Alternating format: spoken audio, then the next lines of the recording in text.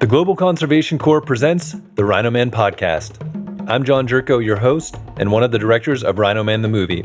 This podcast series is a way for me to interview top conservationists on the topics of rhinos, the poaching crisis, the importance of rangers, and community engagement, all as a way to create awareness around these issues and to promote the coming release of our documentary film. Hey everyone, welcome to the Rhino Man Podcast. This is a bit of a unique episode. Typically, I'm introducing a guest here and giving you some background on them, but this is episode number 50, so we wanted to do something a little extra special. I don't know if I mentioned this during the podcast, but 50 episodes was my goal when I started this podcast, to at least get to 50 and then see where we go from there. So it's hard to believe we've gotten this far. I've interviewed so many amazing folks along the way and have made friends, and we've built partners for the project and gotten the word out in a big way. And it's just been an amazing experience. So we thought what would be interesting is to have the table flipped a bit. And I got my good friend, Matt Lindenberg, back on, and he's going to interview me in this episode. So we're going to talk about where I came from, how I got into filmmaking, how I got connected to the project Rhino Man, Global Conservation Corps, and go into the journey of what it's been like to get the film from where it was when I got connected to where it is now as we're completing it and getting it out into the world. So it's been quite a journey and many challenges along the way. And we thought this would be a fun way to dive into those and show from my perspective what that's been like and what my hopes and dreams are for the project and the impact we hope we can have getting it out into the world in a big way. So rather than me go on and list all of the things in the podcast, I'm just going to jump right into it and let it go from there. So thanks so much for coming along for the ride and being supportive of the Rhino Man Podcast for so long. This isn't the end, but yeah, it's been a long journey, a long time coming, and we'll see where we go from here. Cheers. All right, Matt, welcome back to the Rhino Man Podcast. It's been a little while since we did our episode together. I don't even remember what number it was, but it was a while. Thanks, John. Good to be back here. Real pleasure, man. Yeah, so this is going to be kind of a special episode, a little bit different. This is episode 50 when it goes live, which was, I think, my original goal when I started this podcast was to at least get to 50, which it's kind of hard to believe I made it this far. And so, yeah, for this episode, we thought it'd be fun to flip the table a little bit, have you ask some questions about, why I got involved with this whole project, why the podcast came about, the film, kind of my background and stuff like that. So people can get a sense of what it means to me and where I hope it goes. Yeah, John, thank you for allowing me to be the person on this conversation to flip the cards, flip the tables. And I think it's a great opportunity for an audience, an incredible group of people from around the world that have followed you since day one with the Rhino Man Podcast. Yeah, to learn more about the man behind the iron curtain, behind the veil that's always asking the questions. I think it's really important, and it's going to give a very deep, real connection to what the power of one person that just cares can do. So, John, I think just preparing a little bit for this chat, not much, because as you know, like more than anyone, there's never enough time to do things extremely well these days. I know we'll be sharing with the audience some more exciting developments about the film itself lately and why you've been working yourself to the bone. But John, take us back to the early days. Where are you from? A little bit about your childhood and some of the role models that you had growing up in a very off-the-grid location in the States. Yeah, I mean, I guess first just want to say that this is, it's pretty awesome to have you, brother, on here with me. And sorry, my voice is still morning voice right now, but it's definitely a little weird and awkward to be getting asked the questions because I feel like I'm always the guy behind the camera or behind the interviewer. So yeah, see what I could bring to the table. But yeah, I mean, I'm from a small little town in Northeast Ohio in the US called Yankee Lake. There's a lot of interesting history around there, which was kind of a first film project of mine that never really got completed, but I dove really deep into some of my family history. And it all started with my great-grandfather coming over from Romania. He became some big bootlegger in the area during the Prohibition days, and him and another guy went in on a piece of land and developed it into a lake and a ballroom for all the big jazz bands to play at, and had a restaurant and a little store. And it's been in the family for almost 100 years now. And that's kind of where I grew up. The lake was gone by the time I was born, and all the bootlegging and jazz bands were gone. But, my father still ran the place for pretty much my whole life. They're just kind of selling the place now. So that's interesting developments. But yeah, so small little town in the middle of Northeast Ohio. I guess I was just always connected to nature there, which I never really thought I would have anything to do with conservation at some point, but I always spent just tons of time outside. We had a couple hundred acres with that business and lots of woods and creeks, and so I was always jumping around in puddles and looking for tadpoles and insects and things like that. So spent a lot of time there. And then I guess it was just a typical American childhood, grade school, high school. Eventually I went to university, but I don't think I really had a clue what I wanted to do at that point. I got into guitar playing and thought I was going to be a rock star for a little while. Was in psychology for a while, just kind of bouncing around, and then eventually took a screenwriting class, which for some reason in my mind it clicked that all of these different things I was interested in could kind of come together under the framework of filmmaking. And that's kind of how I started down that path. In terms of mentors, I always looked up to my dad and my parents. They were just always some of the kindest people I ever met and would give anything to anyone, which was just I don't know, really, really great perspective on life and way to live.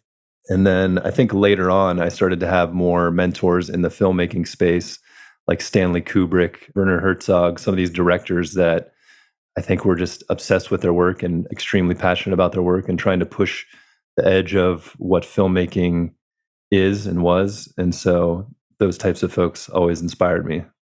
Yeah, that's beautiful, man. And having been up to Yankee Lake and meeting your parents, that beautiful just Midwest work ethic, incredibly warm, kind, hospitable. It's pretty clear to see where you've got all of those wonderful traits from. You ended up having one of the special ribeyes that my dad likes to cook as well, man. He makes the best ribeye steak on a grill, or braai as you call it down there. And I always want one of those when I go home. It was extremely hard to say goodbye to your parents the next day. They hosted us like we were royalty. It was very, very, just right off the bat, your family were amazing and incredibly humble, but yeah, hardworking, I think is the big takeaway from my short trip there. I think one thing that not many people would ever know about you is that you've actually had your fair share of becoming or being a politician in your early days. What happened there? You had to bring that one up, huh? Yeah, so kind of back to the family history. My grandfather, when he was 21, he wanted to try to make the business a little more legit. And so the bootlegging had kind of come to an end, but this was the early 30s. They were getting fined on Sundays for having dancing because of the blue laws back then. There were a lot of like religious-based laws that said you couldn't have your business open or do different things. And so he wanted to incorporate that small area, it's like less than a square mile, into their own village so they can basically change the laws and do what they wanted without getting fined. And so that's kind of remained as an institution. It's a very small one, but my father was the mayor for quite a while, and because it was such a small area, they moved slightly out of town, so he technically couldn't be mayor anymore. So I ran unopposed on the ballot. I think I got 22 or 23 votes, which is a pretty high percentage of the voting population. So yeah, I ended up becoming mayor of Yankee Lake for like 4 years, and I married a few couples. I think there was a sign that I don't know what you would call it, like gave a little ceremony around to a new sign for Yankee Lake. And yeah, we had like a monthly meeting talking about the electric bills. Nothing too exciting ever happened, but yeah, I was technically the mayor of Yankee Lake for 4 years. So that's my political career, and I don't know if I have any aspirations to go beyond that, really. Well, I'm sure you ruled fairly and kindly, and it sounds like you passed some pretty major bills for that county and its 21 constituents. So yeah, on behalf of Yankee Lake, I think the people thank you, John. Yeah, for sure. That's always one. People are like, do you put that on your resume? And I'm like, it depends, You were in a rock and roll phase of your life too. You had a leather jacket, you had long hair, very different from the man you see today. Yeah. I had long hair, leather jacket, played in a rock band, and was the mayor. So that was kind of my claim to fame at the time. It was pretty wild few years. And I was 21, so you can only imagine. I really wielded that power with grace. Can only imagine. Might be a few photos out there we could release with this episode, but it's a real treat. Yeah, I'll have to track this. So, Johnny, moving through your political career, getting more serious, you touched on it, but getting more serious about this calling for film, telling stories, sharing people's journeys, that human connection and story that you're so passionate about. What was coming out of university? What were some of those projects, those visions and aspirations that, eventually led you to, for us, connecting in Atlanta? Yeah, I mean, I think post high school was just like a long, winding road of not really knowing where I was going. I never really thought about filmmaking as a career growing up, but I always was doing some version of that, or always making things or trying to be creative in some way. And I mean, after high school, I really just had no clue what I wanted to do. Honestly, I kind of went through some depressions. I was thinking about going to the military for a while, and then kind of chickened out of that, and then was undecided and bounced around between like 3 or 4 different degrees. But I think, like I said earlier, once I found film and took that screenwriting class, it was the writing side that really got me interested in just the storytelling and thinking about how to include the human psychology side. And music was a big part of my life, especially back then. So like music's obviously a part of filmmaking as well. And then philosophy, ended up double majoring in that in film. And the philosophy side was as interesting, if not more, because I was kind of also on, I don't know if you'd call it a spiritual journey, but just like what's the meaning of life journey, and was kind of stepping away from my earlier beliefs and just exploring everything I could. So the philosophy degree was really an interesting way to explore all those ideas and meaning and ways of looking at the world. And so it always felt like combining that with the filmmaking and storytelling was just kind of a super interesting path for me, because I could have the creative storytelling side, but also explore these ideas and think deeply and read these books and have an excuse to read them, I guess. So yeah, I think after college, after university, it was still not very much any clearer at that point. I feel like I kind of went through another winding journey of like trying to figure out, okay, now what do I even do with this path? Like looking back, I was like, I should have maybe just got my master's, because I was so obsessed with learning in school at the time, but I just was like happy to be done with university. So I was like, all right, well, I went back to Yankee Lake and was just doing some freelance video production with some equipment that I bought, and working on a history of Yankee Lake. And that's how I dug into the family history and found out about all the bootlegging and crazy stories of my great grandfather, which, yeah, I feel like that could make a good HBO series one day. Maybe we'll see. And then I eventually kind of got the guts to move out to LA and pursue the film career out there.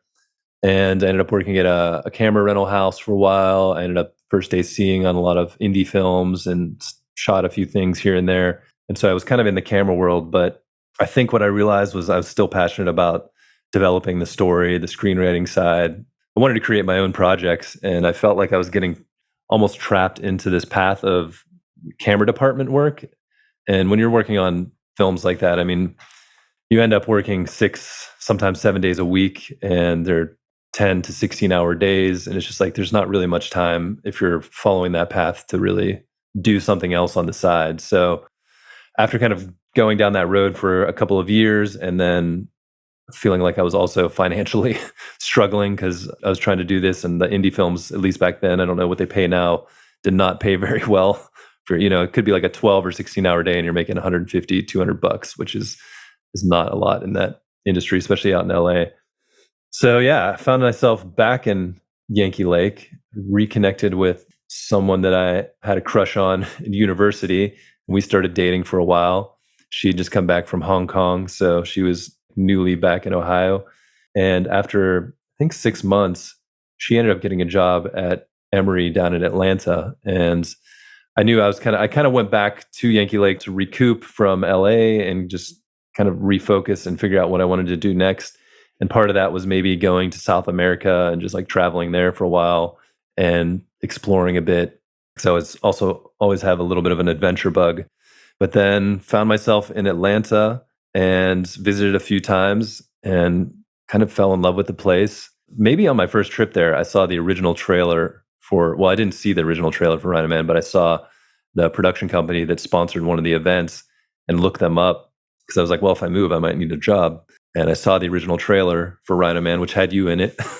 That wasn't the whole reason that I that I was interested in this project, but just like the story and the type of work that you guys were doing really attracted me because I was like, oh, it's, on a shallow level, it's like, oh, this is an adventure. This is like another country, somewhere else I've never been, different world. But then just the story was really captivating. And I didn't really know much about rhino poaching or rangers or anything like that, but it seemed really interesting. Never thinking that I would be a part of that project in particular, but it was definitely what attracted me to the company. And that's why I reached out and ended up, after like a year of stalking you guys, finally getting a job there. So that's kind of the long-winded route to how I got to Rhino Man. The universe conspired. 2 quick questions for you, John, before we dive deep into this world of Rhino Man and the journey that you've been on with this project for 5 years now. While, like, right before that time, there's this very cool adventure that you took cycling along the west coast of the States. Just briefly, can you share a little bit about what that journey from a spiritual perspective meant to you? And yeah, for sure. I mean, that was like one of the highlights of my life for sure. So I think for a while there, before I even moved to LA, there was a short stint where I had this blog. I feel like I was an OG blogger. I just never followed through with it. This is probably like 2007 or 8. Created a travel adventure blog called Traventure Man, where I was Traventure Man. That was the name I gave myself. And I think it all started because there was like an opportunity to win a trip to Antarctica through like some Nat Geo cruise or something like that. And so I tried to get into it. And then I remember I got featured in some expedition newsletter or something like that. It's like, this guy Traventure Man is trying to get, I got like maybe 100 or 200 votes. And then some Portuguese radio host got like 10,000 or 100,000. So there was like no competition. But that got me like thinking about this idea of like, oh, I could kind of do this video blog. And this is before people were even really doing YouTube super hard to make money. But looking back, I'm like, damn, would have just followed through for a couple of years. Could have been a famous YouTube influencer. Who knows? But yeah, so the idea was like doing crazy adventure stuff. I ended up going to Bridge Day in West Virginia and watching these people base jump off of the bridge and made a video about that. Met some folks there. They convinced me to do my first skydive, my one and only so far, but that was an awesome experience. And even on that skydive, I just remember we jumped out. It was just like surreal being up there. Like it was a little nerve-wracking flying up in this little rinky-dink airplane, but once I stood there at the edge and looked out, it just felt like I was looking at Google Maps. So it just didn't even feel real. And I was like, all right, here we go. And we just launch out of the airplane, and it's maybe like 30 seconds, and then your chute opens. And I just remember being like, whoa, that was awesome. The guy's like, you ready to go again? And I'm like, heck yeah, let's do that again. And he's like, all right, fold your arms, put your legs back. I'm like, this is all the stuff he told me when I was getting ready to jump out of the airplane. It's a little strange. And then all of a sudden we start falling again. And I'm like, okay, well, I'm pretty sure he's got a reserve chute. And then the second chute opens and he's like, all right, that's better. It's like, yeah, that first one was a little tangled up, but you're all good now. So I got a 2-for-1 deal on the first jump, which usually takes a while for someone to have that experience. So yeah, eventually, I don't know, I was just always attracted to adventure, exploring, and I kind of wanted to evolve that idea into traveling around the world, or not the world, but around the country for a whole year. And I remember I was like coming up with blog titles and ideas for it, and I started selling everything I had. I was like, I just need to like get everything pared down. Just, I'm going to get on this bicycle and I'm going to ride around the country for a year and make a blog post. And I can't even remember what happened, but at some point I think I just chickened out once again and I never followed through with it. I think I kind of went through another slight depression or something like that. I just, I feel like there's a lot of these moments where I really tried to push myself through things that I was passionate about, and either society or my fears around it stopped me. And so that happened. And then this was maybe like 5 years later when I was in LA, and I was kind of getting to the point where I'm like, all right, I don't know if this is the path I want to stay on. I want to be able to work on my stuff, but I need more time. I need more money. I need a way to kind of refocus. And as I was getting close to thinking about moving, I ran into a guy who had cycled from Austin, Texas to LA and was just like crashing in Los Angeles working on film sets. And he started talking about his story and I kept asking him questions. And I was like, oh man, I always wanted to do something like this. And so I think he said he was going to cycle from LA to Vancouver up the West Coast. And I was like, well, keep me posted. Let me know what you're thinking. Like, I really, I've got my bicycle here. I haven't ridden it the 2 years I've been in LA, but, I can kind of repurpose it. And then at some point, I'm like, screw it. I'll find someone to rent my apartment. I'll get the extra gear I need and I'm just going to go for it and do this trip. And so I ended up deciding to go the other way from Vancouver to LA. And I think it was a lot better idea because you're riding on the coast side of the road. So you get to see better views. There's more people going in that direction. So you get to meet up with people. And yeah, I honestly, I had like nightmares and anxiety that whole like 2 or 3 months leading up to it. Cause I was like, oh, are bears going to eat me? Am I going to get robbed? Am I going to like get run over and crushed or something like that? I think I was having like these weird pains in my right leg where I had a broken leg before, thinking that, I don't know if I was like afraid I was going to break my leg again or what was going through my head. And I kept thinking about Big Sur, which is on the West Coast. It's just like this beautiful national park and like mountains right on the coastline that are just like mountains crashing down into the ocean. And I just was, I'd driven on it and I was like, how in the hell am I going to make it up this? My bicycle weighed about 100 pounds with all the gear, camping gear. I had everything to be completely self-sufficient, along with my computer and camera, because I wanted to take photos and do stuff like that. And I was like, I just would wake up in sweats and be like, how in the hell am I ever going to do this? And so I ended up renting a car, driving up to Vancouver, stayed in Vancouver for a few days, and then just set off on this adventure. And originally I was going to go straight to Seattle, but someone was like, oh, go out to Victoria first. You should see that. It's like out on Vancouver Island. So you have to take a ferry and everything. And I went over there and I just remember the first couple of days, I was like, I am not, even though I'd been training for a couple of months, I was like, I'm not in shape for mountains and stuff. So it would just kill me to go up a hill. And I ended up making it to Victoria, spent a few days there. And then on the way to Seattle, once I got back to the US side, I remember getting off the ferry and starting to cycle away in the US. And the first thing I saw was a bald eagle. And I was like, oh yeah, back in the States, baby. Just that's our national bird if you don't know. So yeah, I was cycling and I remember going up some mountains and I would just like, I'd have to stop because my heart was going to blow out of my chest. And I was covered in sweat. It was really hot. And there was no one doing this part of the route. So I was just like out there by myself. And I think I came to a turn and I was like looking at the turn, checking my maps. And all of a sudden I just hit the curb on the side of the road and I flip over the handlebars, smash my shoulder into the ground, get all beat up. And then I stand up and I thought my bike was broken and I'm like bleeding. I think I was just like cursing. I'm like, this is the dumbest idea I ever had. Like I'm never going to finish this thing. Why did I do this? And almost gave up then. Luckily it was just a chain that popped off. So I just like slapped it back on, started riding. I cut the day short, got some ice and just like went to this campground that was close. And I just remember some of like the most beautiful sunsets there. It's just like these pine trees, the mountains up in Washington. And I remember being like, okay, maybe I can figure this out. So from there, like Washington, Seattle was awesome. I hadn't seen a lot of these cities. So that was part of the plan, like visit all these cities. Washington was beautiful, although a little lonely. And I remember having a lot of those thoughts through that first couple of weeks, just questioning the whole trip. But once I got to Portland, Oregon, spent some time there with some really cool people I met, just couch surfing, and then out to the coast to Astoria. It's kind of like the northwestern tip of Oregon. This beautiful little town, which coincidentally, actually, they shot a lot of films there in the 80s, like Free Willy and Short Circuit and Kindergarten Cop, all these movies that I grew up with. The Goonies is the big one. And I remember being excited because there's that big, if you remember the end of the Goonies, as the pirate ship's floating away, there's this beautiful rock that's in the water. It's just so iconic. And I was like, I was excited to go see that in person. And just like starting down that West Coast, I mean, it was just so beautiful. And then I just started running into all these amazing people and just having all these awesome conversations and connections. And I feel like the rest of that trip was just every day was an adventure and met so many beautiful people. It gave me a new inner belief in myself, maybe. And like, just this idea that pushing through these scary things usually lead to amazing things.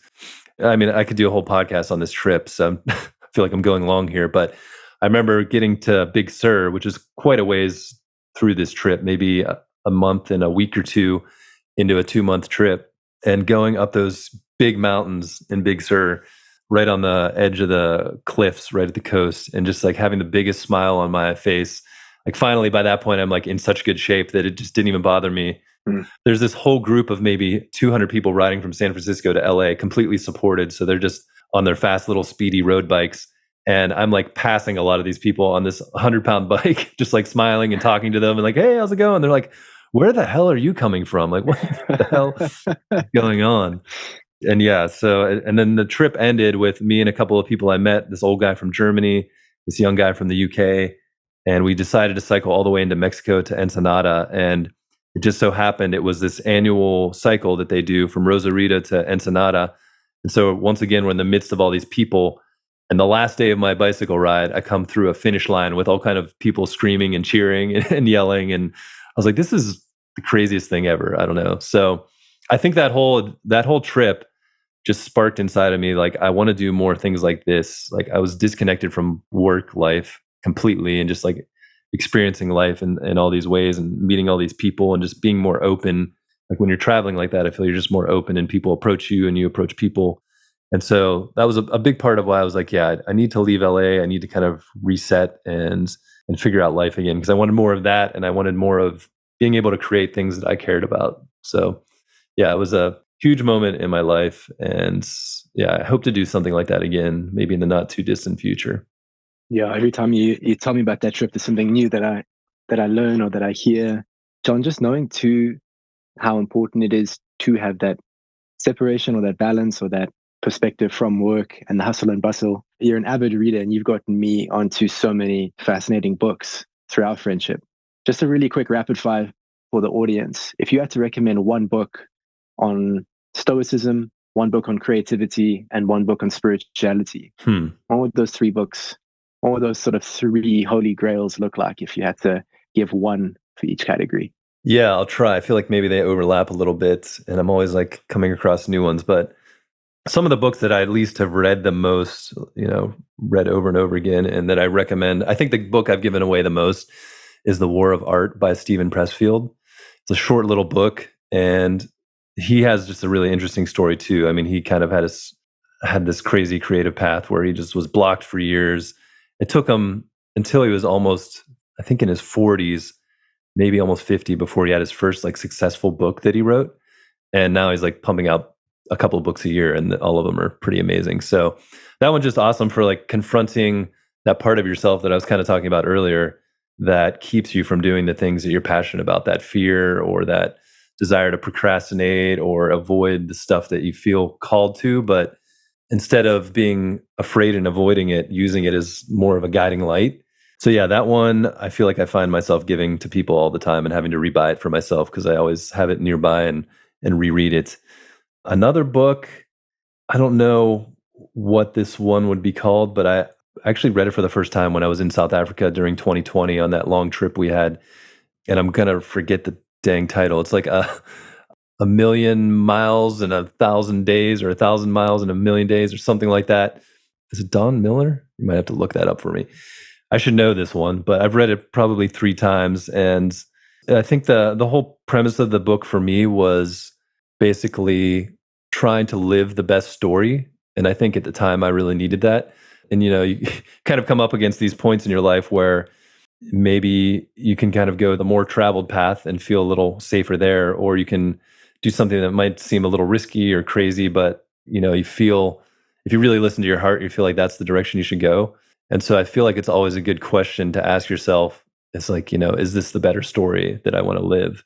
And I think that book has given me some confidence to push through some of that fear as well and kind of make those choices.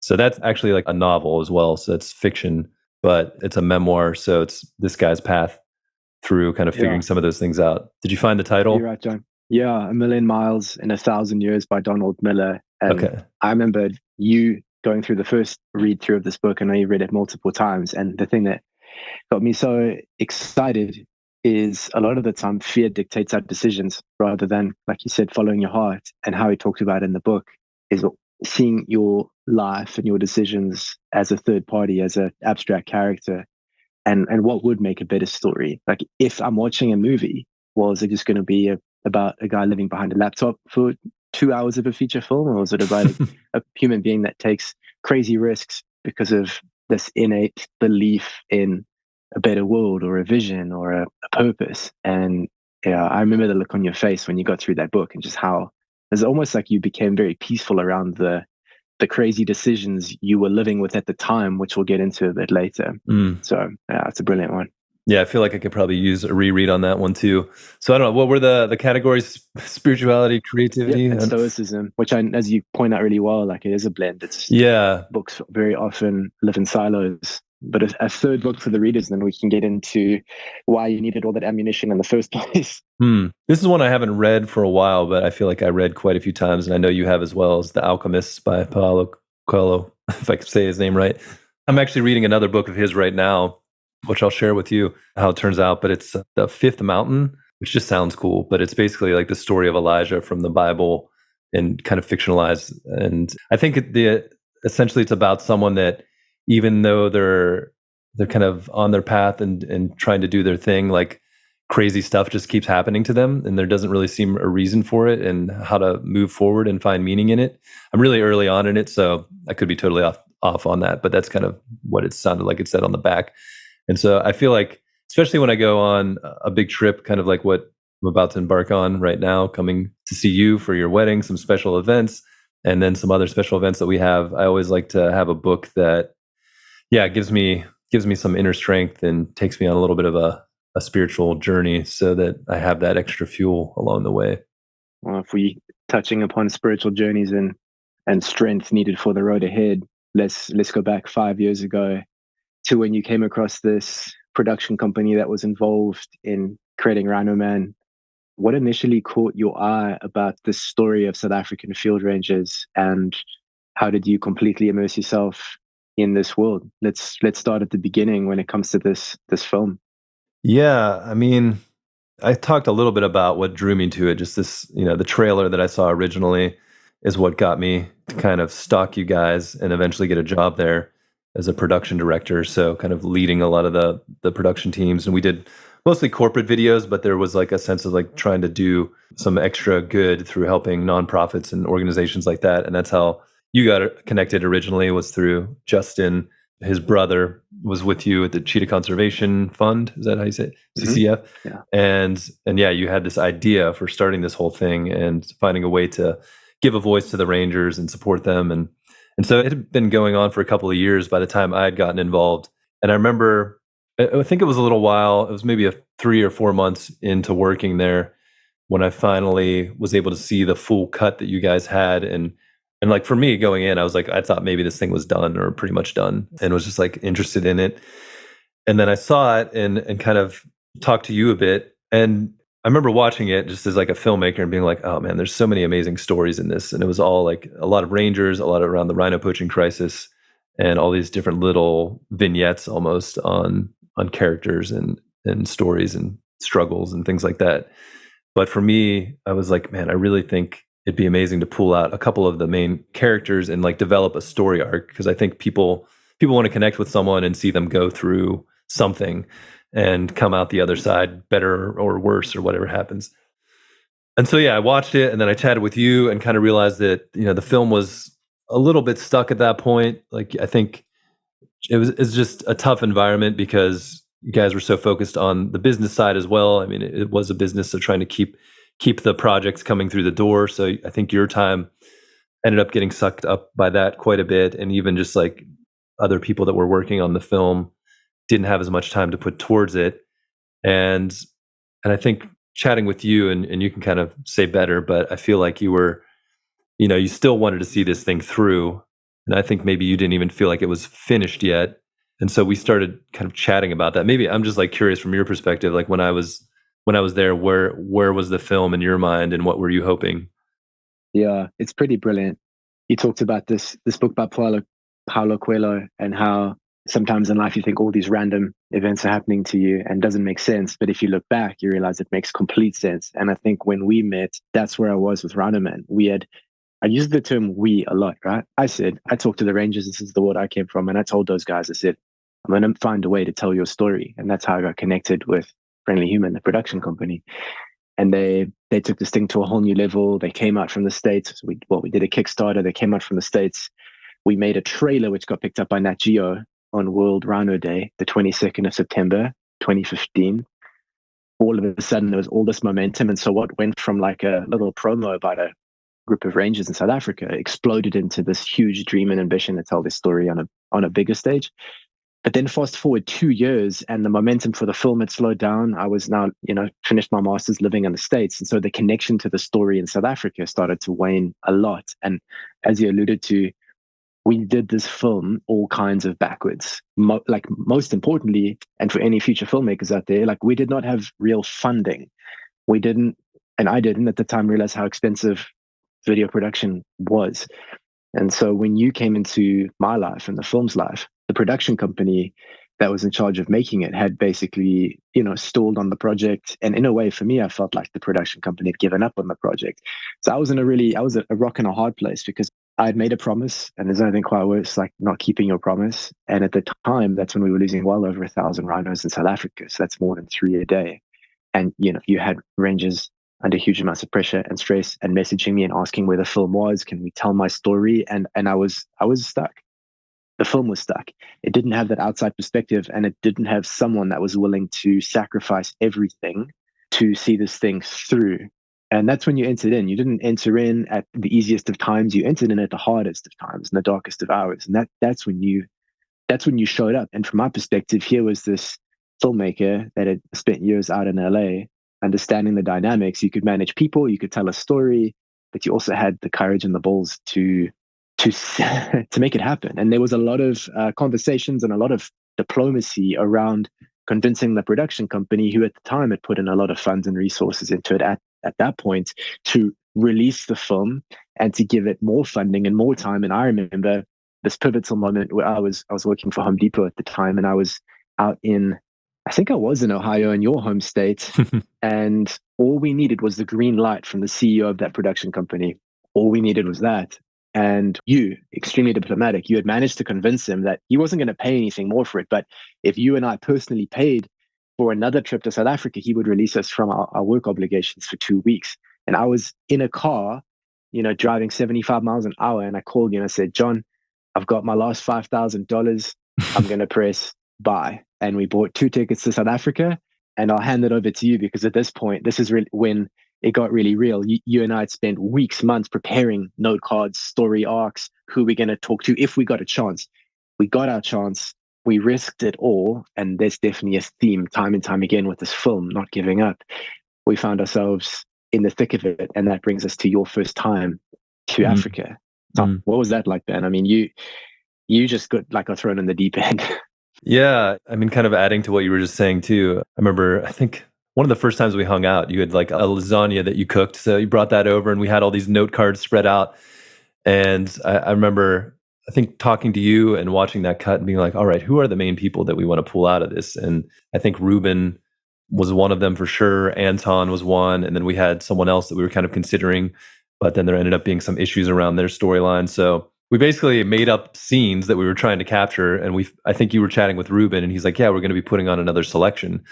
And so, all right, perfect timing. We'll line up the trip so that we can capture this selection process with Ruben, and then we'll get some stuff with Anton in the meantime.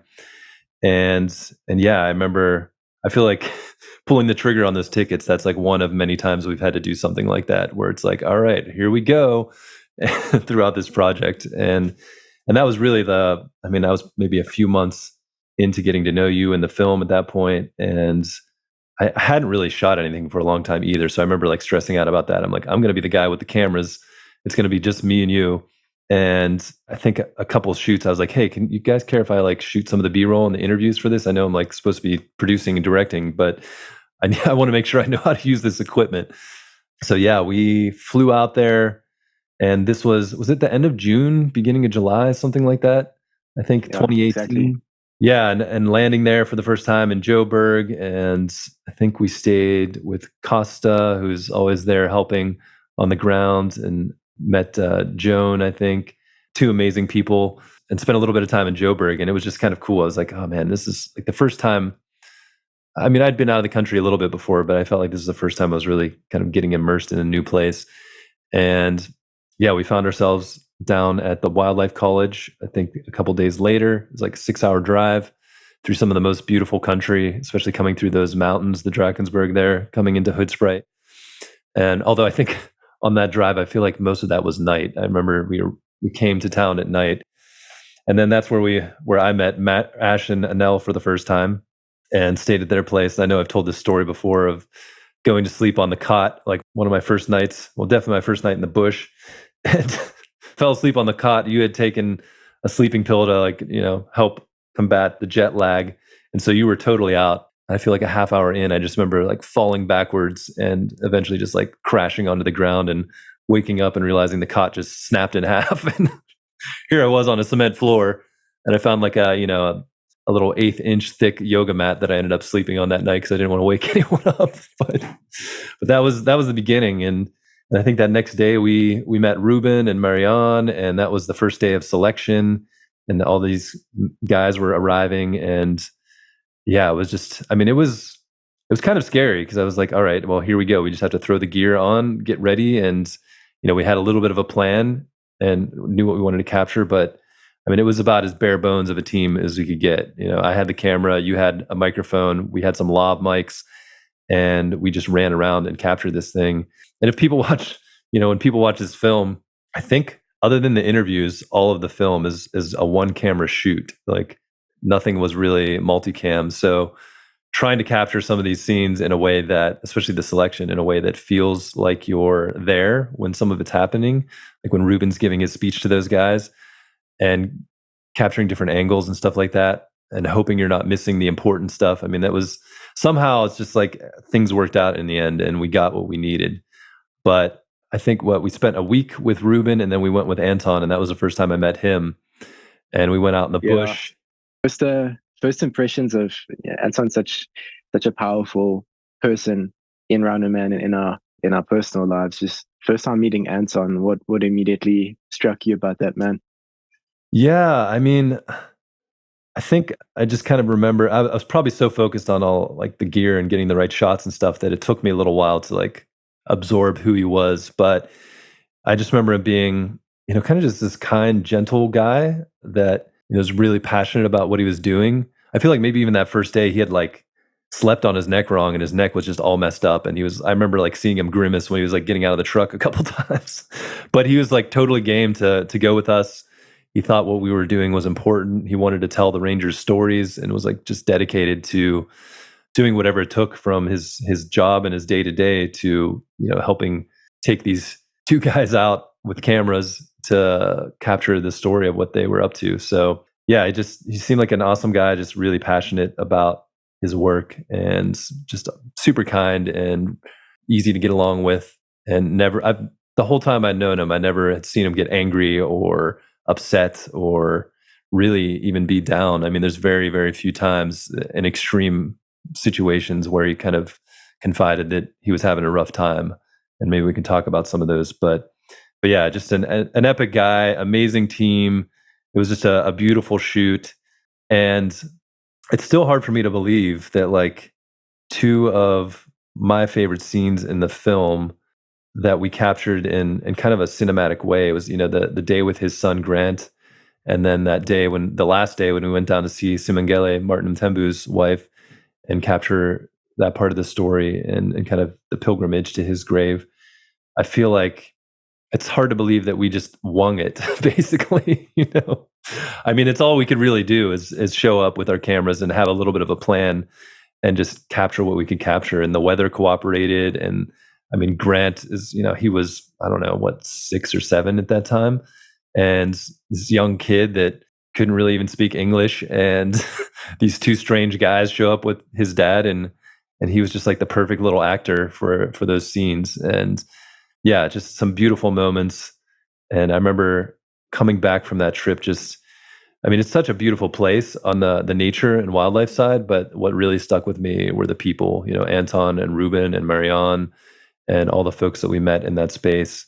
Just the passion and dedication for their work and what they were doing was, when you see people that are connected to a higher purpose like that and dedicating themselves to it, it's pretty inspiring. And I feel like there's so many people like that in that area. It's like a huge concentration of people just giving themselves to something bigger and not getting much reward in terms of pay or time off or anything like that. You're just, Ruben and Marianne always say it's the invisible zeros at the end of the paycheck, is that experience with the people and being out in nature and getting to see those sunsets. That's worth more than the money you would get paid in an office somewhere or something like that. So yeah, that was the first trip. It was really, really amazing experience.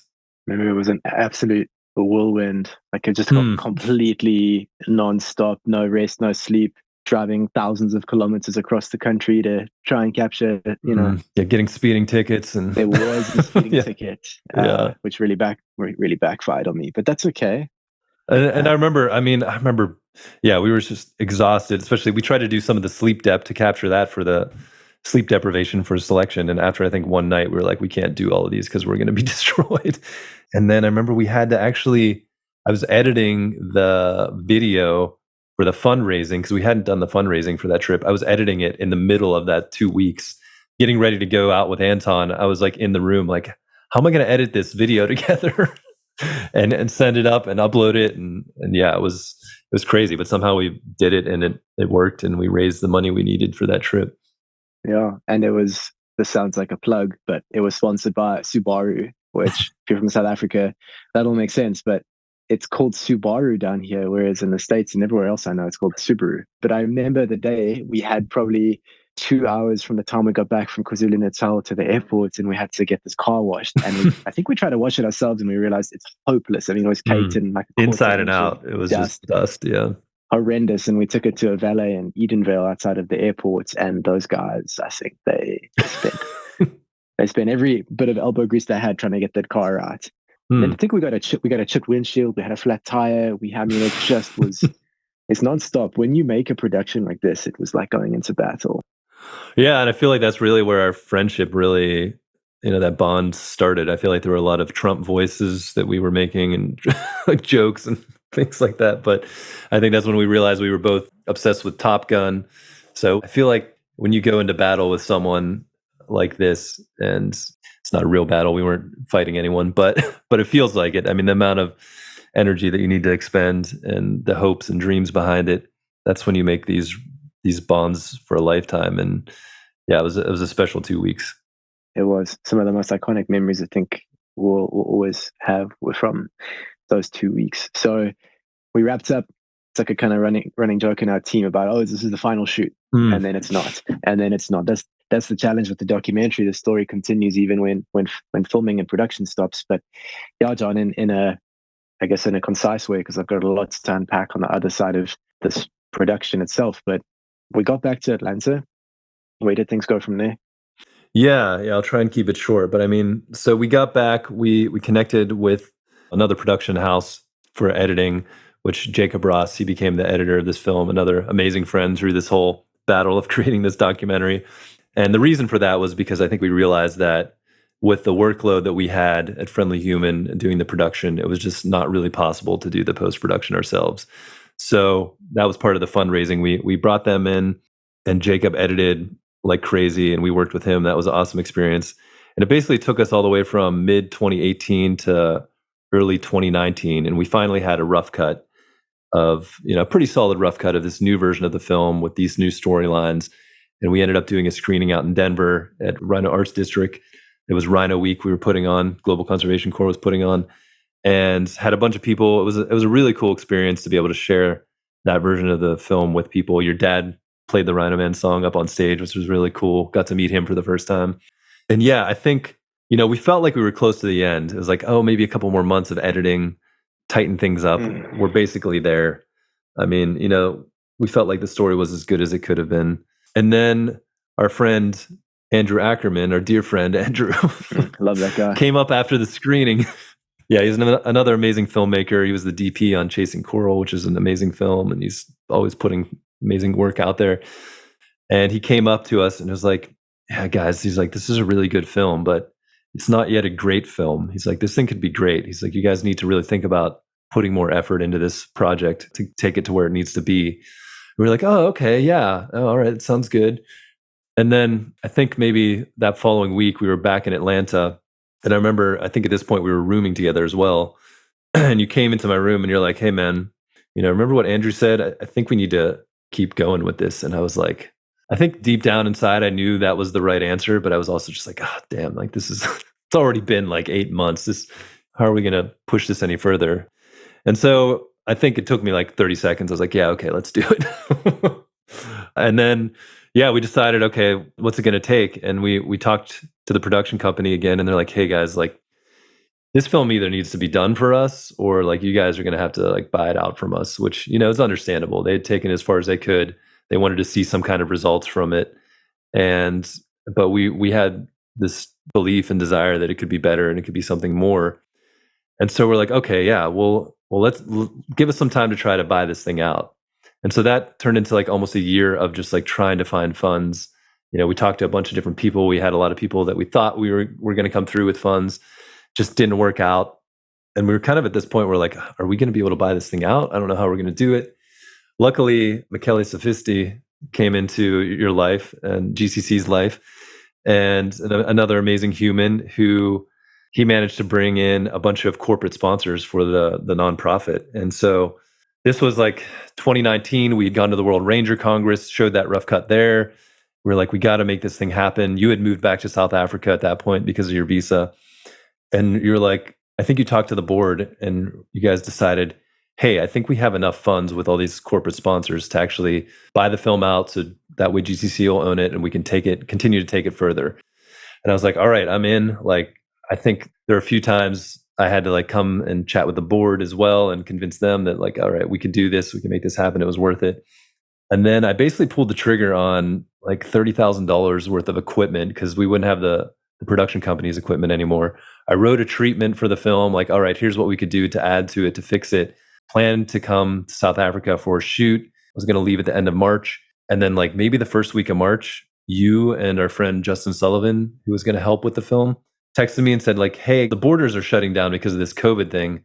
And you've got like 2 days to get here. And I was like, what? And so I kind of had to make this decision. I already had a ticket, but I just, after thinking about it for a few minutes, I think I was doing my taxes at the time. I was just like, it was not good timing. And like, I got to finish my taxes first. So I just pulled the trigger and I was like, all right, I'm buying another ticket. I'm going to take the last flight out of Atlanta before the borders shut. And I remember calling a bunch of people and my parents were like, terrible idea. Like there's the healthcare. I don't know anything about South Africa. Like that's a horrible place to go with all of this. And a bunch of friends said that. And actually, I mean, I think you like secretly were like hoping that I would come, but you were like, I'll leave it up to you. Like, I don't want to make that decision for you. But I called Josh, our buddy Josh up, Josh Lumsden, and kind of told him like my gut was like, hey, and this was before I even read this book that I mentioned earlier. I was like, I feel like this might be the better story. Like, if I go and even if I just get pushed, like returned, I don't know if I'm going to get in. I might just have to fly back, but it'll still be a cool story to tell. And Josh was like, yeah, man, I think that makes sense. I was like, it's up to you. I don't know what's going to happen with all this, but yeah, it sounds like an epic adventure and story. And so yeah, I just decided, all right, I'm going to take this flight. And I didn't even have the camera yet. The camera literally arrived an hour before I had to leave for the airport from UPS. They dropped off the box. I ripped it out, threw it in my bag. I had 7 check bags and 2 carry-ons, a ton of luggage, all this equipment, clothes. I didn't know how long I was going to be there, but I was trying to be there at least a couple months. And yeah, I just took that flight.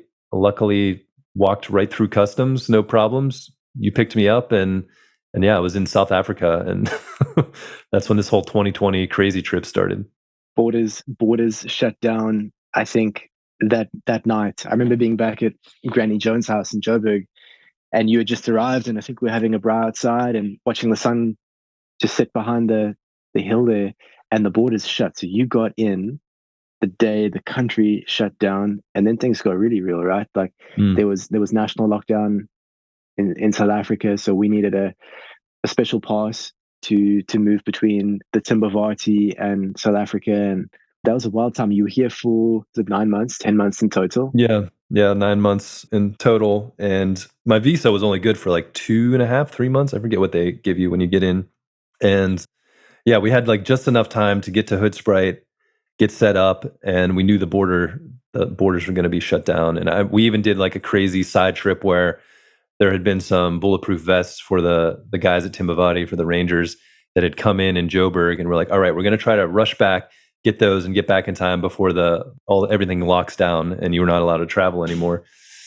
So yeah, we got set up there. We got some booze and drinks that we thought would last us a while. Exactly. We rocked up to those bulletproof vests as well. Like we drove 6 hours up to Joburg, got a couple hours of sleep, and then drove back, and we had 50 bulletproof vests loaded in the Fortuna. And I think that's the only speeding ticket I ever got, and I still got it, where we were just flying on the highway, doing our best to get back in time before the provinces shut down.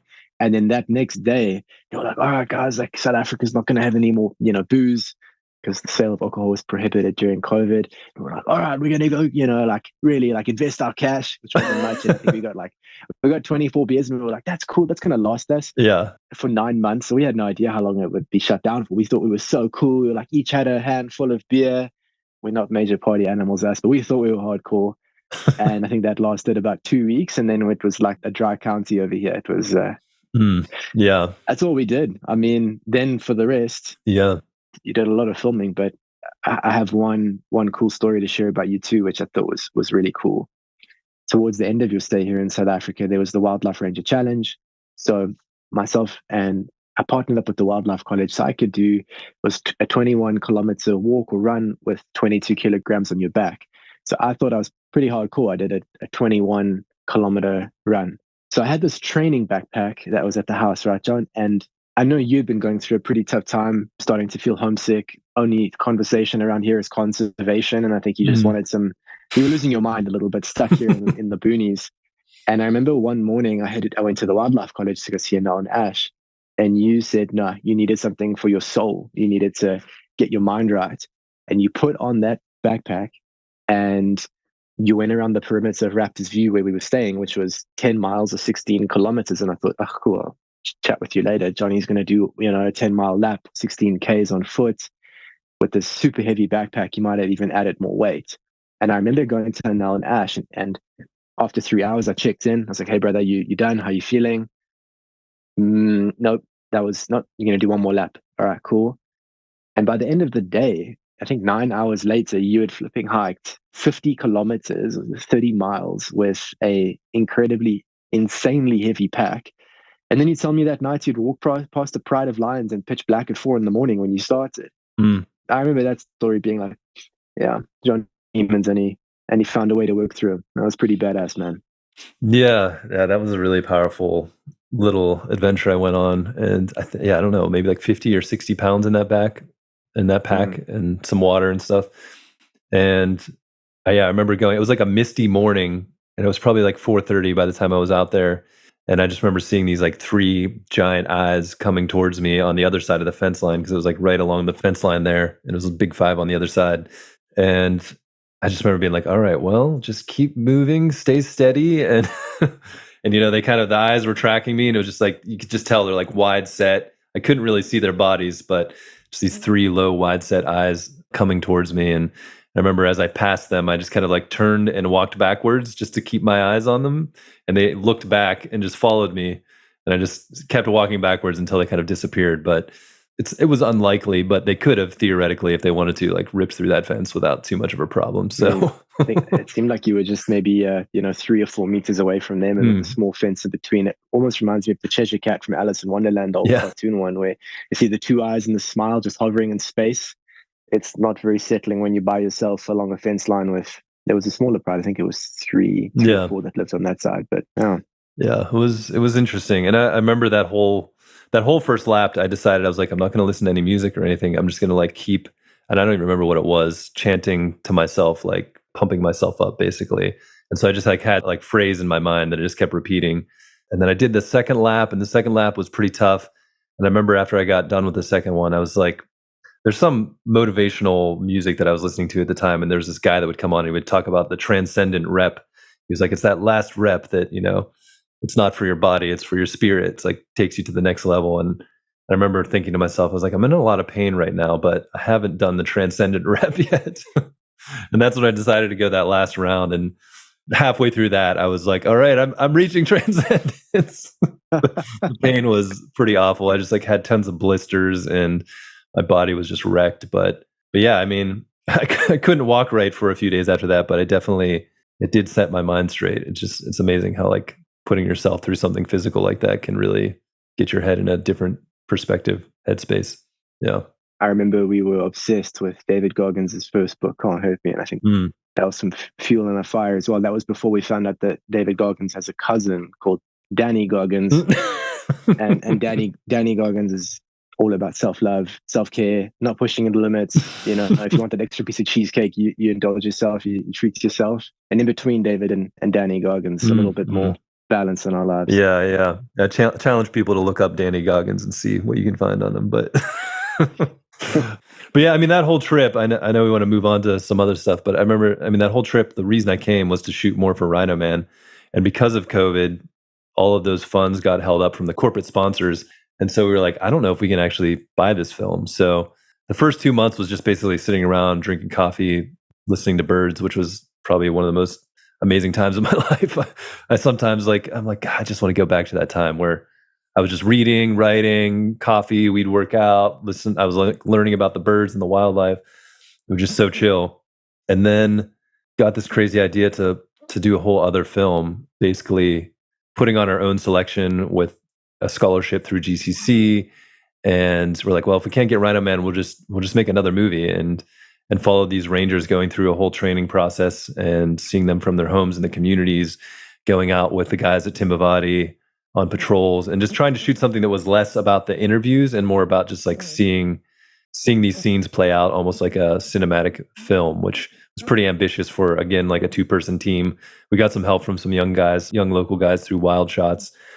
And we did that. I mean, it was like another intense, crazy 5 months of shooting. And in the middle of that shooting, we got some folks to come through, some of our executive producers, to say, hey, we'll loan you the money. Let's get Rhino Man.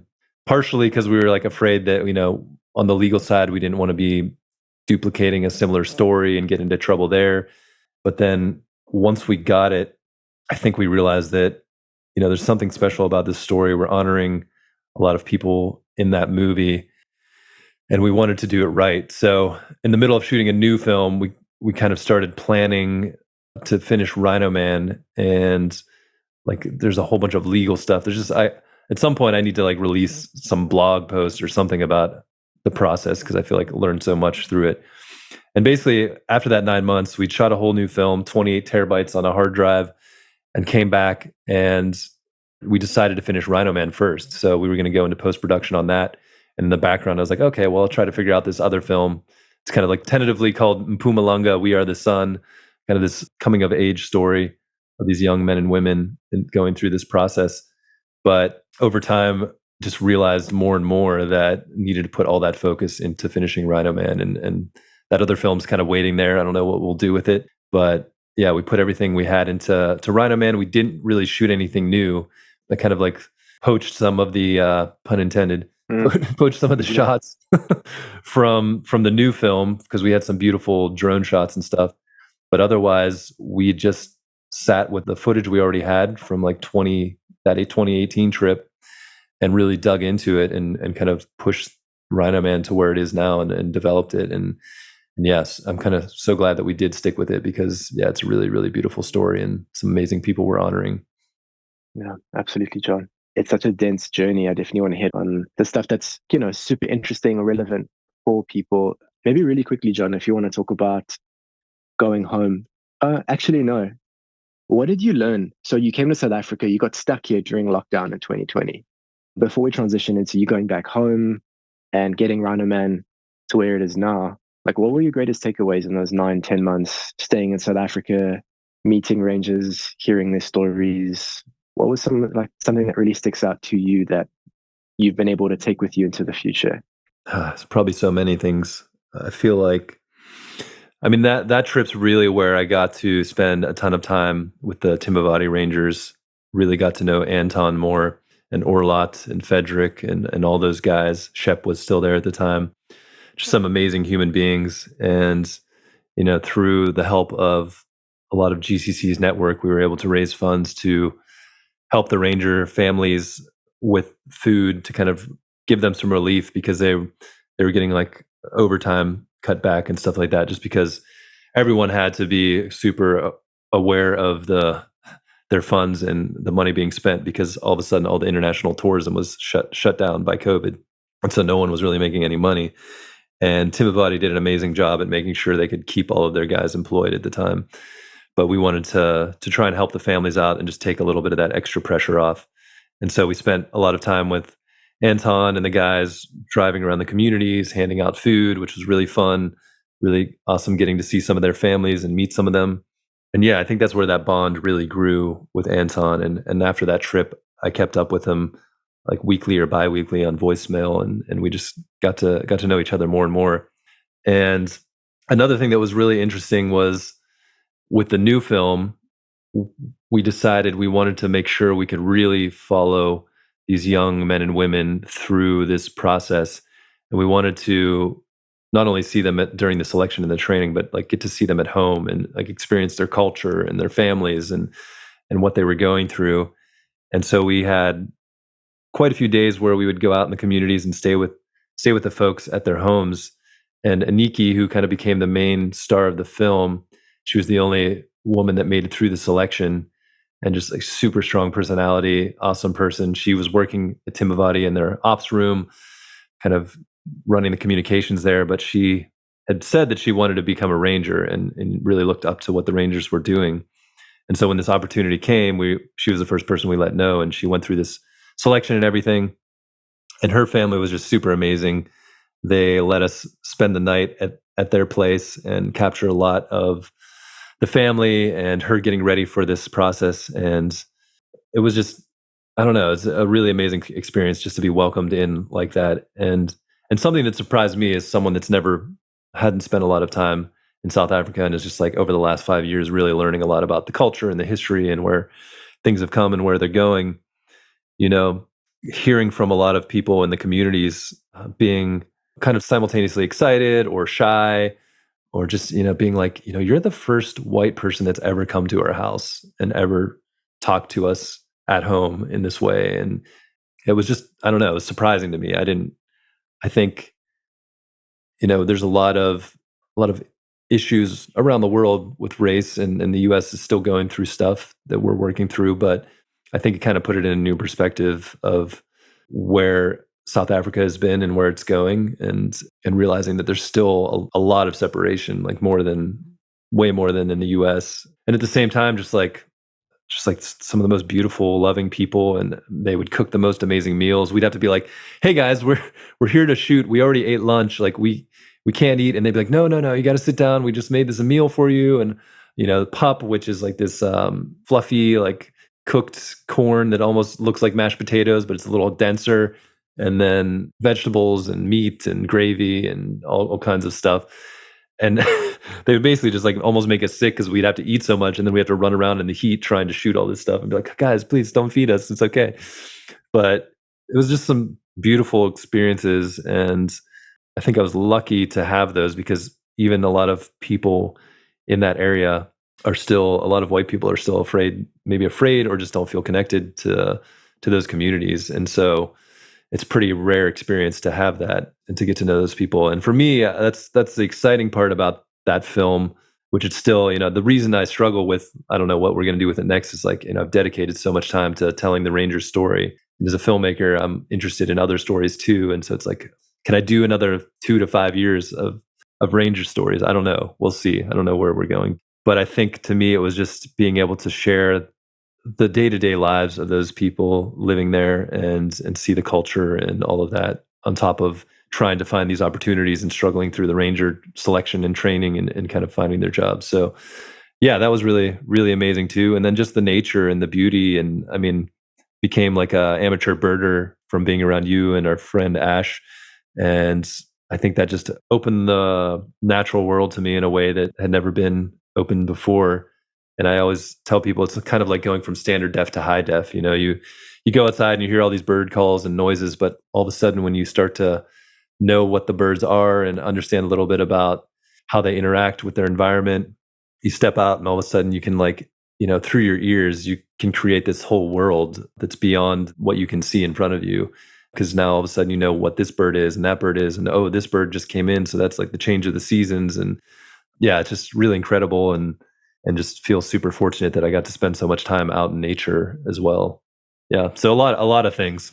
Yeah, man. Just being able to watch you and go through that journey of transitioning from a tourist to a local, from a passerby to a friend of many. And I'd love to move into the final stretch of production for the film. So you packed up.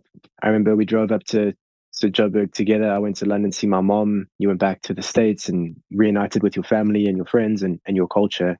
And then you settled back down into that world, got behind a computer, and that point we had full ownership to do what we needed to do with Rhino Man. It had been, like you said, a long legal battle, finding the funds to acquire it so we could bring that vision to life that we believe in. Take me through that final stretch. And yeah, I think also just weaving in a little bit in the beginning and knowing you so well, there've been a lot of moments in your life that you've let me know about where you were so close to seeing it through and didn't, and almost got it done but walked away. Rhino Man has been your hill to die on, and what kept you strong for the next couple of years, stuck behind an editing bay for 12, 14 hours a day.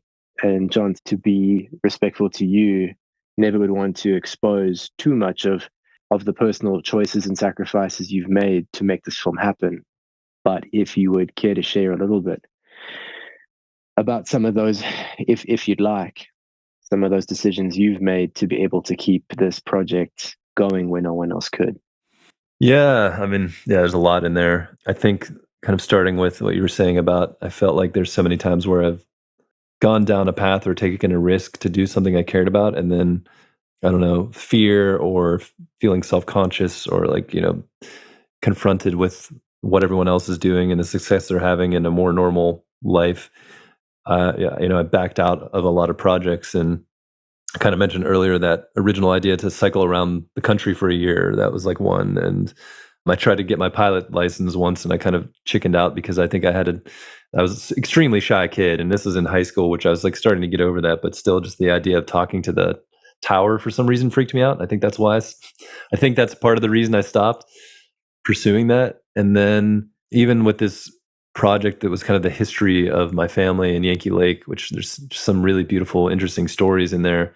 I never was able to follow through with it. And I think part of it was maybe this perfectionism, or like I feel like it's such a big story for me personally that I didn't want to do it wrong. So I just never did it. And maybe I'll come back to it someday. I don't know. So I think, there were a lot of those over like the previous 10, 15 years leading up to Rhino Man.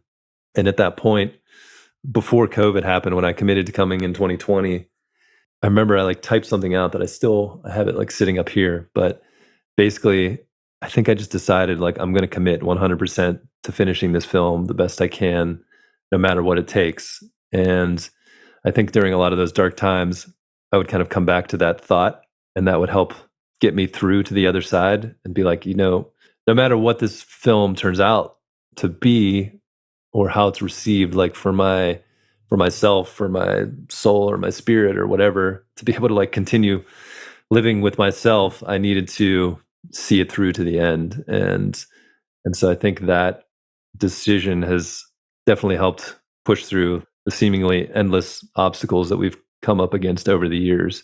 And so came back to Atlanta in, what was that, the end of 2020. And just so happened that our buddy Josh, who I mentioned earlier, was also looking for a new place to stay. And what I didn't say is while I was staying in South Africa, I had our buddy Justin and some other folks, actually Josh and Justin, helped move me out of my apartment back in Atlanta. So that was kind of a huge ask, because my lease was coming to an end and I wasn't there to do it. And I needed to stay longer to finish that film that we were working on. So they had moved me out. I was coming back end of 2020. Josh was looking for a place, and we ended up finding a spot together in Atlanta. And I can't thank him enough for his support. And he kind of took on a little bit of an extra load to be able to have that place. It was originally supposed to be for three people, but he was like, you know what? Things are going well here. Let's just keep it two. And he kind of covered what was extra. And yeah, it was just like an amazing environment to be with an awesome friend. And Josh is just another great human being. And to be able to spend like over a year and a half living with him was really, really cool. And just getting to be closer as friends as well. And he's supported in so many ways on this project and just as a friend in general for both of us. So yeah, and just kind of dove into figuring out what we could do with Rhino Man. And our good friend Christian, who also used to work at Friendly Human, was now freelancing, and he helped to rebuild the whole project in DaVinci Resolve, which is another editing program, and helped, like, he and I were just like sitting down, like going through scenes and trying to restructure it and develop them and build it out. And so yeah, I think we spent the better part of 2021 building out this new edit, which was tough to find the way through, but I think we finally built this story out. And what really helped develop that story was digging more into Martin Tembu's story. And I don't think we realized, because of the pace we were working at when we first did that 2018 trip and had brought Jacob on, he never had a chance, and we never had a chance to really dive into that footage that we were given by Phil Hadding, which is one of Ruben's friends. Gave us basically a hard drive worth of old footage of Martin working with Ruben on a selection. And so we built out this story around Martin, which just brought a lot of soul to the film and really grounded Ruben in that friendship and his love for the work and what he was doing. And it's made it a much stronger film. And yeah, I mean, it was a crazy time. I mean, I think at the end of 2021 is when I started working with Simone Wilson, who's the composer. Just made an amazing score, because that was the thing I was most afraid of was, okay, we can get the edit to where I want it. I can get in there and do like the nitty gritty fine tuning to where I feel happy with it. But I can't, I had a bit of a music background, but I haven't played much, and I have no idea how to compose theatrical music score. And we just lucked out that we connected with him, because he, for basically a pittance, put together an entire feature film score that is extremely beautiful and just has all of these amazing themes for the different characters and ties it together. And can't thank him enough for all of that work. So yeah, it's kind of summing up really like a year and a half from 2021 all the way through halfway of 2022. It was a battle. I mean, there was so many things happening in the background. And for a while, I was still trying to keep the other film going and like pitching that film. But at a certain point, again, I was like, I just need to I think halfway through 2021, I had to make that decision to put all of my effort into Rhino Man and doing like bare minimum freelance work to sort of pay the bills, or at least get the rent paid. And everything else was focused on the film and developing it and working with these other amazing creatives and trying to connect with partners and start to build relationships for the social impact campaign that we hoped to develop. So yeah, I think that got us really through almost to 2022. And then that last, we were on that final stretch, and basically the film was completed early 2022. And I was getting the final sound mixes. Simone completed the music score, and I feel like everyone was pretty excited for where the film had come and where we'd gotten to that point. So yeah, it was a long year and a half after I got back from South Africa to get that film to a completed state. Yeah, it was an absolute journey. And just when we thought we could take no more, and yeah, again, John, totally your discretion, but you've probably taken out more loans and got more personal debt to make this project happen than some countries do. You drive Ford Taurus, which for sure has got a hole in the passenger floorboard, and last time I saw it, at insulation everywhere. You've moved countless times. You do take on as many paying jobs as you can so that you can make that sacrifice to work through the night for years now to edit this film. You've started up a podcast. You've navigated bringing together all these partners like nobody else can, because you're a neutral but driving force in this equation. Right when you thought you were at your wit's end and you were closing out this story in the middle of last year, what happened? How did things change?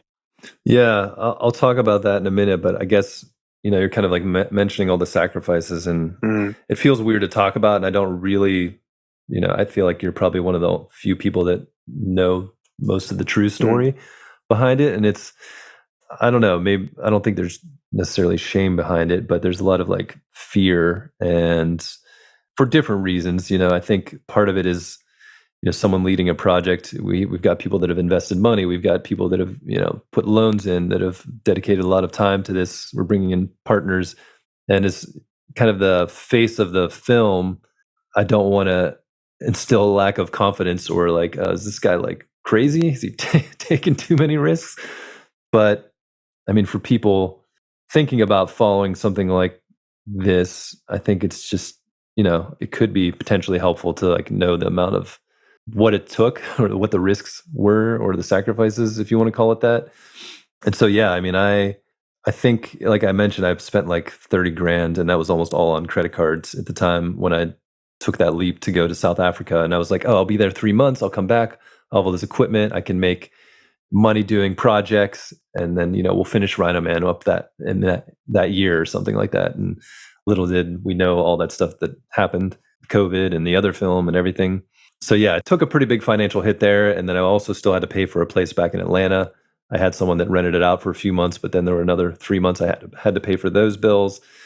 And then coming back, I had quit the job at the production company to do this. And so there was no income coming in. And anytime we raised money for the film, they're just, in my mind, to keep this thing going, like we had to reserve that money for the other technical people we had to bring on board to keep this thing moving.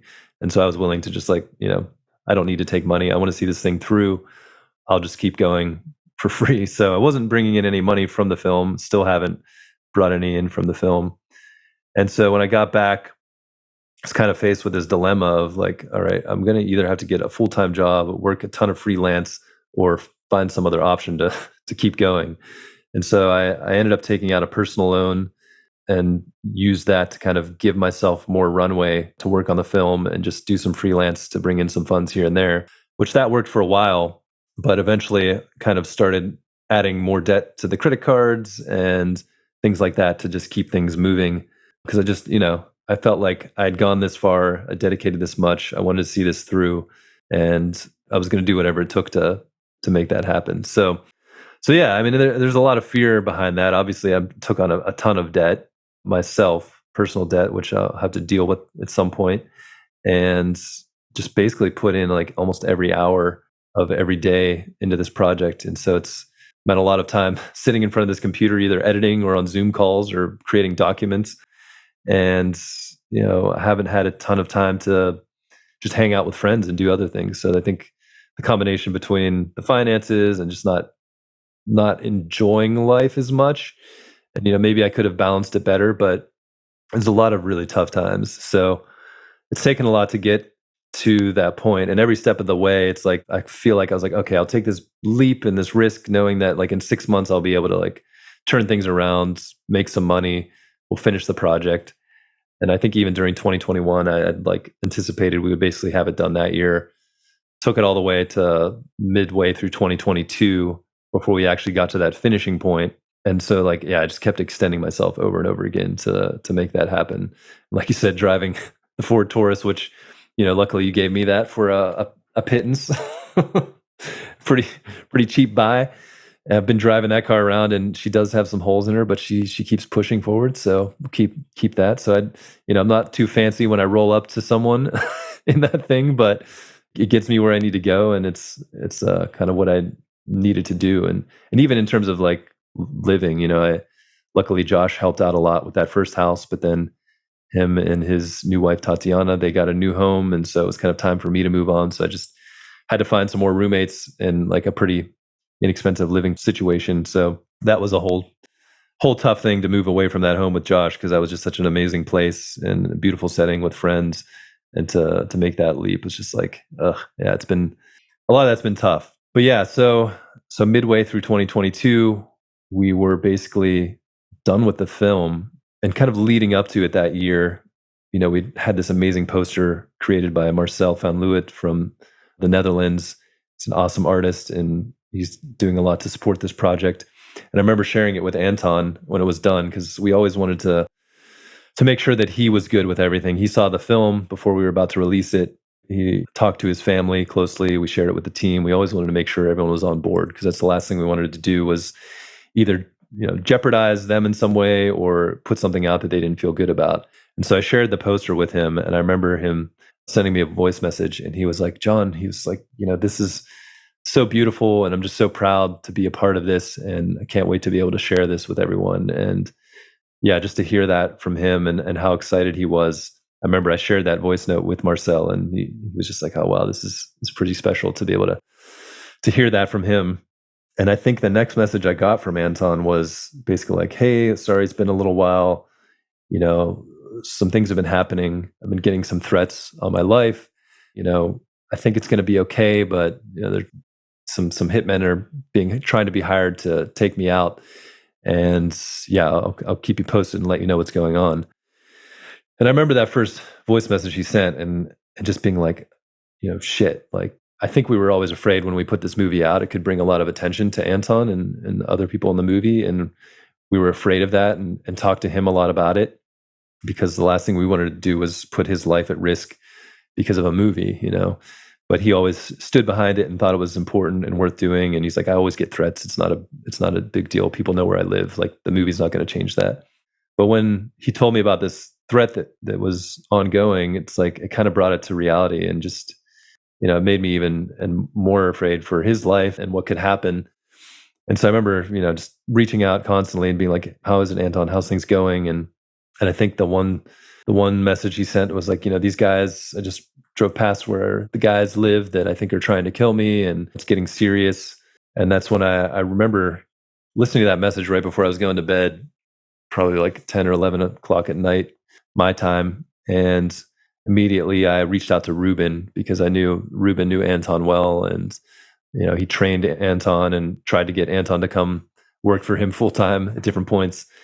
And I just left Ruben a message. I was like, hey, this sounds really serious with Anton. Like, I don't know if he's reached out to you, but maybe just check in on him and see how things are. And I was like, I'm sure the Timbavati guys are doing all they can, but some extra support could be helpful, even just a friend's voice. And so, yeah, he reached out. He ended up offering him and Marianne both said like, hey, you and your family can come stay with us until this thing blows over, let it cool off. And Anton was always like, no, he's like, I need to be here with my men on the ground, and my family, the kids need to go to school. We can't pull them out. And so he's just, yeah, I mean, he knew the risks, but he felt like he needed to stand his ground and kind of keep moving forward. And so that kind of happened over the period of a few months, where I kept checking in, and different stages. These guys were visiting his house, and he was moving the family, and it seemed like it was pretty serious. And then I remember he sent a message and was basically like, hey, I think it's going to be okay. I think these guys are scared off. We got the police after them. We figured some things out, and now the heat's off. And that's basically how it was for maybe a couple of months. It was quiet. And I remember sending him a message in July being like, hey, I want to come in September. The film's basically done. I got the final mixes. I'm going to check them this coming week. And love to share this film with you, and can't wait to be there on the ground. And he sent me a message back. I think it was his last message. And he was like, hey, John, he's like, yeah, in a week and a half, it's World Ranger Day, and we're going to be throwing a big party here. We're going to be buying some Impala, and I wish you were here. We could be partying together and celebrating. And yeah, can't wait to see you. And that was pretty much it. That was the last time I heard from Anton. Yeah, John.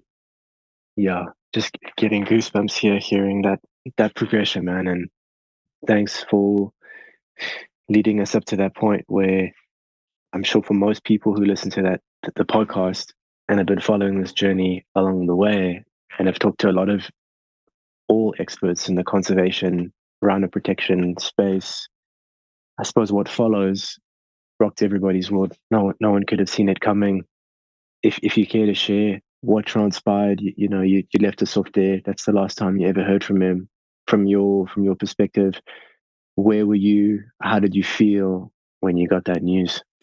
Yeah, I mean, I feel like I've kind of like struggled over the last couple of years to keep my routines. I always try to keep a good routine where I'm like up early, work out, I write, I read, things like that, which just get me in a better like headspace for the creative side of the work.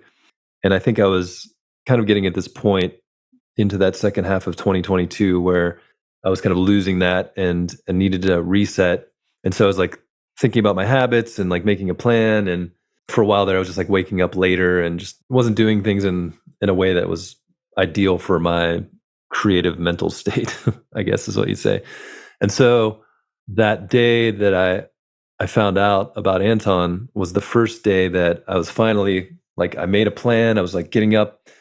A big part of it is like distractions. So I put my phone on airplane mode.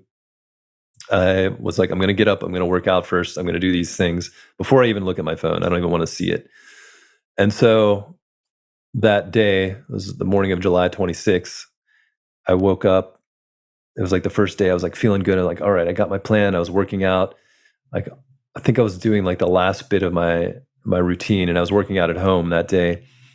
And as I was like doing some pull-ups or something, Josh all of a sudden opens the door, and like his eyes are bloodshot, his hair's like all crazy. He's just like looking at me with this face, and I was just like, I was thinking like, oh shit, like something happened to someone in Josh's family, like something bad happened. I could just see it on his face. And yeah, and he kind of just said that you called him in the middle of the night, and he didn't want to wake me up, but he sat outside my door for hours, like hoping I would wake up or he'd hear something so he can catch me. And he was like, yeah, Anton's gone. They got him. And yeah, I don't think I could really comprehend what he was saying. Like, what do you mean he's gone? He's like, they killed him. The guys that were after him killed him yesterday. And Matt called me, and it's like, I've been waiting to tell you this whole night. And so I don't even think I had a reaction at first. I think I was just numb and just like, I knew the threats were there and that it could happen, but it had been a while and I just kind of forgot about it, honestly. I just thought like this had passed. It was just another one of those things. And so I was just like, okay, yeah, I'll call Matt in a little bit. I just need to like, I don't know. I was like, I just need to finish my workout or go for a run or something, because I just couldn't process it. And so I think I left the house and I was gonna just try to like run it out for a bit or something. And I was walking down to this park before I started jogging. And that's when you called me, and I was like, shit, I gotta answer it. And yeah, I think you had been pretty rocked at that point, and you'd known for a while, and just kind of told me what happened, that these guys came to his house and shot him in front of his family, and he was gone. So yeah, I think that's when it finally started to hit me a bit. And we chatted for a little, and I was like, all right, I think I need to just go and like run or something and process it. And so I just started running for a while, and like maybe like a mile and a half in or something, I came to this little bridge that goes over this freeway, and I just kind of stopped and was like looking out, and I remember seeing the trees and like the breeze hitting the branches and blowing, and for some reason it just made me think about Anton. And yeah, I just ended up sitting down for like a good 20 or 30 minutes and just like cried my eyes out like a little baby for a while. And just yeah, just I don't know, it's hard to describe.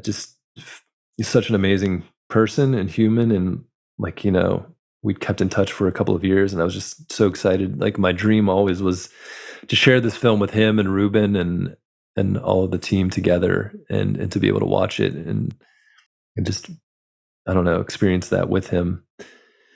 And to know that he was gone and like the way it happened was just probably one of the most heartbreaking things I've ever experienced. It was like a mix of devastation and just also anger, just imagining people that would be willing to kill someone like Anton for what he was doing and how he was doing it. It's just like, it was pretty dark as well, and just and tough to comprehend. And I remember I tried calling Ruben because I wasn't sure if he knew or if you'd talked to him already, and he didn't answer. And I just left him a message, and it was one of the hardest messages I've ever left. Just like I couldn't talk, I was crying, and yeah, and he sent me a message back a little bit after, and I could tell in his voice that he was pretty broken too about it. And yeah, it was tough. I feel like that next 2 days, all I could do was just kind of sit there and mourn and think about it, and kind of go back and forth between anger and sadness, and just wanted to be with people that knew him, and had a couple people over the house that had, Nick, who had spent a lot of time shooting the film, and Josh, who had met him, just spending some time kind of reminiscing about him with them. So yeah, that was kind of how it all happened and how I found out about it and reacted. And somehow, John, losing such a close friend and someone you'd spent countless hours with, telling a very like privileged and important story.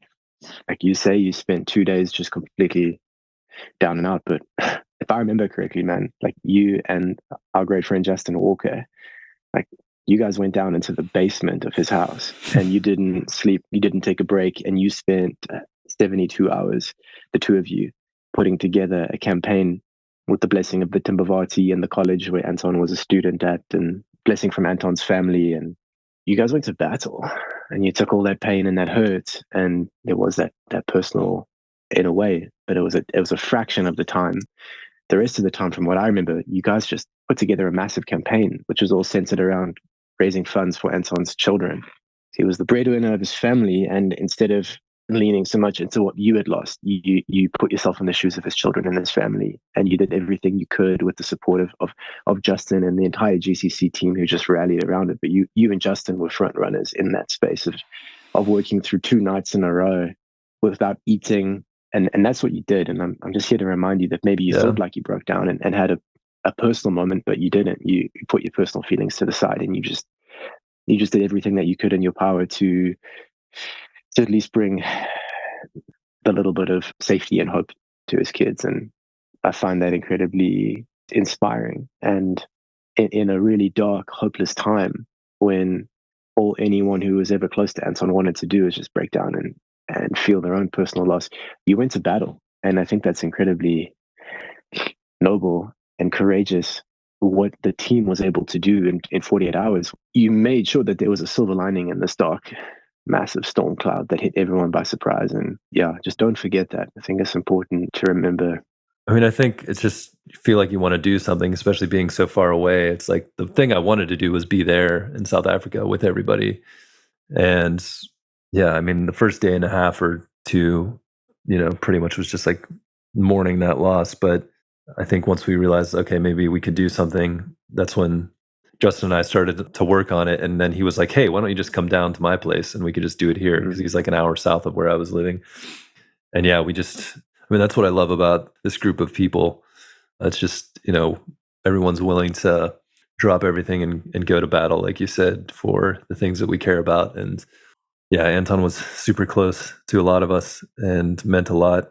And yeah, I think it's like the least we could do was try to find some way to support the family in this situation.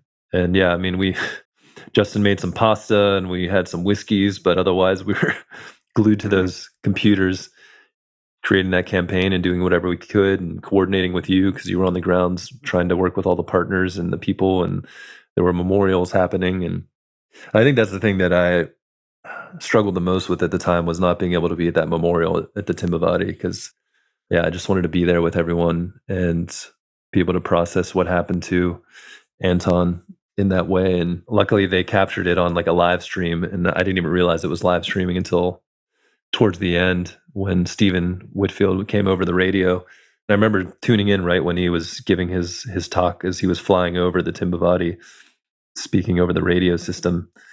And man, it just, yeah, it was really beautiful and just hit me to the core. And I remember tearing up quite a bit at that time. And yeah, just so grateful that that was captured, because we actually ended up using that in the film, and it really does justice to honor Anton's story and how he passed on. But yeah, I mean, everyone came together. We did that campaign for what's now called AMIT, the Anton Mzimba Education Trust. People can still donate to that and raise funds, but the idea is to be able to put all of his kids through tertiary school or higher education, and then hopefully have a trust that continues on in his legacy to help kids that want to go into conservation and be able to fund those bursaries. So yeah, it's really special, and we've gotten really, really far with that, with a lot of help from a lot of people. Just while we're here, and then we're gonna come back to some beautiful silver linings that emerge from this experience. But I'm sure it's hard to distill down.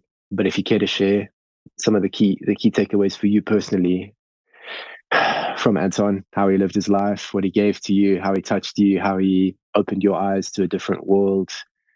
Yeah, how did Anton change your life? Yeah, a lot of different ways. I mean, I think, I talk about making a sacrifice for this film, which, there's been a lot of hard times and a lot had to go through. But I think seeing what Anton was capable of even before this tragedy in terms of what he put into the work he did and the sacrifices he had to make to do that. And, he was always honest with his family, which I really appreciated. He didn't lie to them. He's like, this is what it's going to take to do this work. And these things could happen too. He always tried to be upfront with the risks as well. But the sacrifice that he was willing to make, and also, a lot of these rangers are willing to make to do this work, which is why it's a really special topic and just really amazing humans that are doing that. And then to see him stand up in the face of these threats and not bend to their will or become corrupt, and to not give up his values for something that could be devastating to himself and his family was really, really powerful to witness. And I mean, he gave the ultimate sacrifice in the end. And from what I've heard, these guys that approached, they were pretending their car broke down and they needed water. And he was totally caught off guard because he was in that like helpful mindset. He was like ready to help these guys and like, what can I do for you? And they just took advantage of that. And that's how they managed to take him out. But he's got one of the biggest hearts I've ever known. I mean, he just cares so much about the wildlife and the people. And he's just like, he's such a great advocate for his local communities and the youth, and, a huge part in inspiring what GCC is doing now. I mean, yeah, I'm sure he's not perfect, like none of us are, but I never saw any flaws in the time that I got to know him. So he's just an amazing, inspirational human being. And I think that's, for me, is to be able to allow some of that to come through in the film, and hopefully, even though it was a tragic ending, inspire people to live with the kind of purpose that Anton lived with. I think is really powerful. And in those dark times, on my side, when it's like a struggle to keep pushing through, or you just feel burned out or not sure if we're going to get this thing to where we want to, I think thinking about him and what he was willing to do, and Martin Tembu, who I never got to meet, but just learned through these interviews and the film, type of person he was, and never give up, make a plan, keep on keeping on, and push through. I think that stuff's going to stick with me forever and has really changed me as a human. Thanks for sharing, brother. That's definitely the best way to sum up the way Anton made a lot of people feel. But the bond and connection that you and him had, it was a privilege to bear witness to. I think when you and Anton came together, it was like these two gentle giants that came together to create a better world from like literally opposite ends of the earth. Two different first languages, two different cultures, backgrounds. One had kids, one didn't. But for some reason, like you guys, well, maybe inexplicable reason, there was definitely that bond and the level of trust that it takes to be that vulnerable in a documentary or when the camera's in your face. Like it doesn't just happen and develop overnight. And that's why I think, we haven't been able to let this go, no matter how hard and rough it's been, especially hard on you, because he trusted us. He believed in us. He had saw that final-ish cut right before he passed away. He gave us his blessing. He told you he was proud of it. He told you he wanted the world to see it. And I think standing here now, with it almost being a year since he's gone, I think Anton would, because we're all going to die someday, right? I think Anton would have been pretty proud knowing what's happened since he's been gone and all the good that's come out of it. Do you want to share a little bit about some of the silver linings that have transpired since Anton crossed to the other side? Yeah. Some of the good, some of the wins that he'd be proud of? Yeah, for sure. I mean, I think before I do that, just thinking, there was the part of being a friend to someone that you lost, and that was pretty devastating. But then at the same time, it's like, what the heck do we do with this movie now? Like, I was thinking about it fairly early on, but just like, is it right to bring this into the film? Is it just, what does it do to the film if we just put it as like a piece of text at the end that he was killed? It just feels like we had this film with this hopeful ending and a really tough story, but this hopeful ending. And now, yeah, it's like this happened. So I think as a filmmaker, I was just like, I don't even know what to do with this. And then two is like, all these sacrifices that are incomparable to what Anton gave, but just like in my own life, just being like, what is it going to take to keep pushing this thing forward? And so I think all that was going through my head for a while, and I wasn't really sure. But, shortly after he was killed, we were put in touch with the Royal Foundation and United for Wildlife, Prince William's organizations in the UK, and they were reaching out, interested in sharing the podcast episode I'd done with Anton a while back. And it turns out that, Prince William had been a part of some program where I think Microsoft was developing some new technology that they were hoping to use to, help fight the poaching crisis. And they managed to connect with Anton and virtually had maybe like a 20-minute conversation with Anton, Prince William did. So he had built a bit of a bond, and I'm sure, you talk to Anton for 20 minutes and that's enough to be like, oh, wow, this is a pretty special human. And right after he was killed, Prince William tweeted that, we need to find justice for Anton. This just happened. And he had his personal little W on the end of the tweet, which means, it was written by him or approved by him in particular. And so this was all happening in the background, and they reached out to us, and we were like, yeah, please share this podcast. It's really important. There's also this movie we've been doing that we're trying to, tell his story and the Rangers' stories. And so it just kind of developed over time to where somehow we ended up finding ourselves in London in, I think, October, speaking in front of Prince William and 300 amazing people from around the world between NGOs and finance and transport industries and government coming together to partner and fight this illegal wildlife trade. And so they invited us to talk about the Rangers and their work, and specifically Anton's story and what happened to him and what he meant. And we were able to show the original final scene of the film with Anton and his son talking about the future and the hopes and dreams he had. And so, it was a super special moment. And all of a sudden, Amanda Berry, the CEO of the Royal Foundation, and David Fine, the chair of United for Wildlife Financial Task Force, and all of them were coming up saying, like, keep us posted on the film. We want to know how we could support. Anton's stories really touched us and Prince William, and we want to see what we could do to help. And so, we didn't know at the time what that could lead to, but it was part of this journey that, I did like a 6-week trip shortly after Anton was killed, and we weren't sure what was going to happen, but we had nominated him for African Conservation Award, and we went to the African Ranger Congress to share the film. This was in Botswana before the London event, and be with the Rangers and kind of share Anton's story, and he ended up winning that Best Game Ranger Award there, and so we accepted it on his team and family's behalf. So it was just a really special event. And I think for me, that whole trip, that 6 weeks, was going to the Ranger Congress, going to London, and then eventually coming back and connecting with the family and team. But for me, it's like I missed that memorial. I wanted some way to connect and process all of this stuff. And sharing that film with the Rangers at the Congress was really special because they had all had similar stories or knew someone that had a similar story and came up and said, you've done the Rangers right with this film. And this was before we even added anything about Anton. We just kind of talked about it ahead of showing it. And a lot of them knew him too and knew of what happened. But I think that gave us more confidence, like we're on the right track. And then when we started getting the support from the Royal Foundation, United for Wildlife, we're like, maybe we really can take this to the next level. But I think meeting with the family and spending time with them, and Anton's cousin Leda, she was our interpreter / guide with the family, because we had met them before, but we hadn't spent a lot of time with the family, and we really wanted to share all these things that were happening around Anton on the positive side. What we were trying to do with their kids' education, the award that he just won, we wanted to give that to them. We wanted to tell them about what happened in London and the support they were getting from Prince William and the Royal Foundation.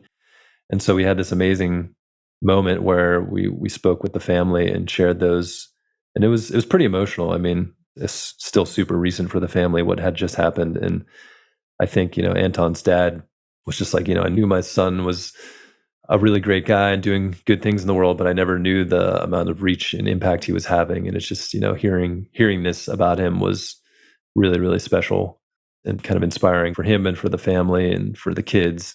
And so that was just some really great moments reconnecting with them and also his team, the Timbavati, and spending time and capturing some more stuff with Ruben, because I think at that point in the back of my head, I was starting to develop an idea for what we could do to honor this part of Anton's life. And the longer I was away from the initial moment, I realized like this is too important to leave out. As devastating as it is, like people need to know that this is the risk and this is what happened, and just trying to find a way to honor that in a way that was very real and raw, but also respectful and showed the love of people coming together with that memorial, I think was really important. So I think after that trip, for me at least, I felt healed a bit and had a sense of direction for where we could take that film and what it would take to get us to that next level. So yeah, that was kind of the beginning of some of those developments and some of the silver linings. At the time, it felt possible that there would be some silver linings, but some way, somehow, a lot of really good things came out of that sadness and that chaos.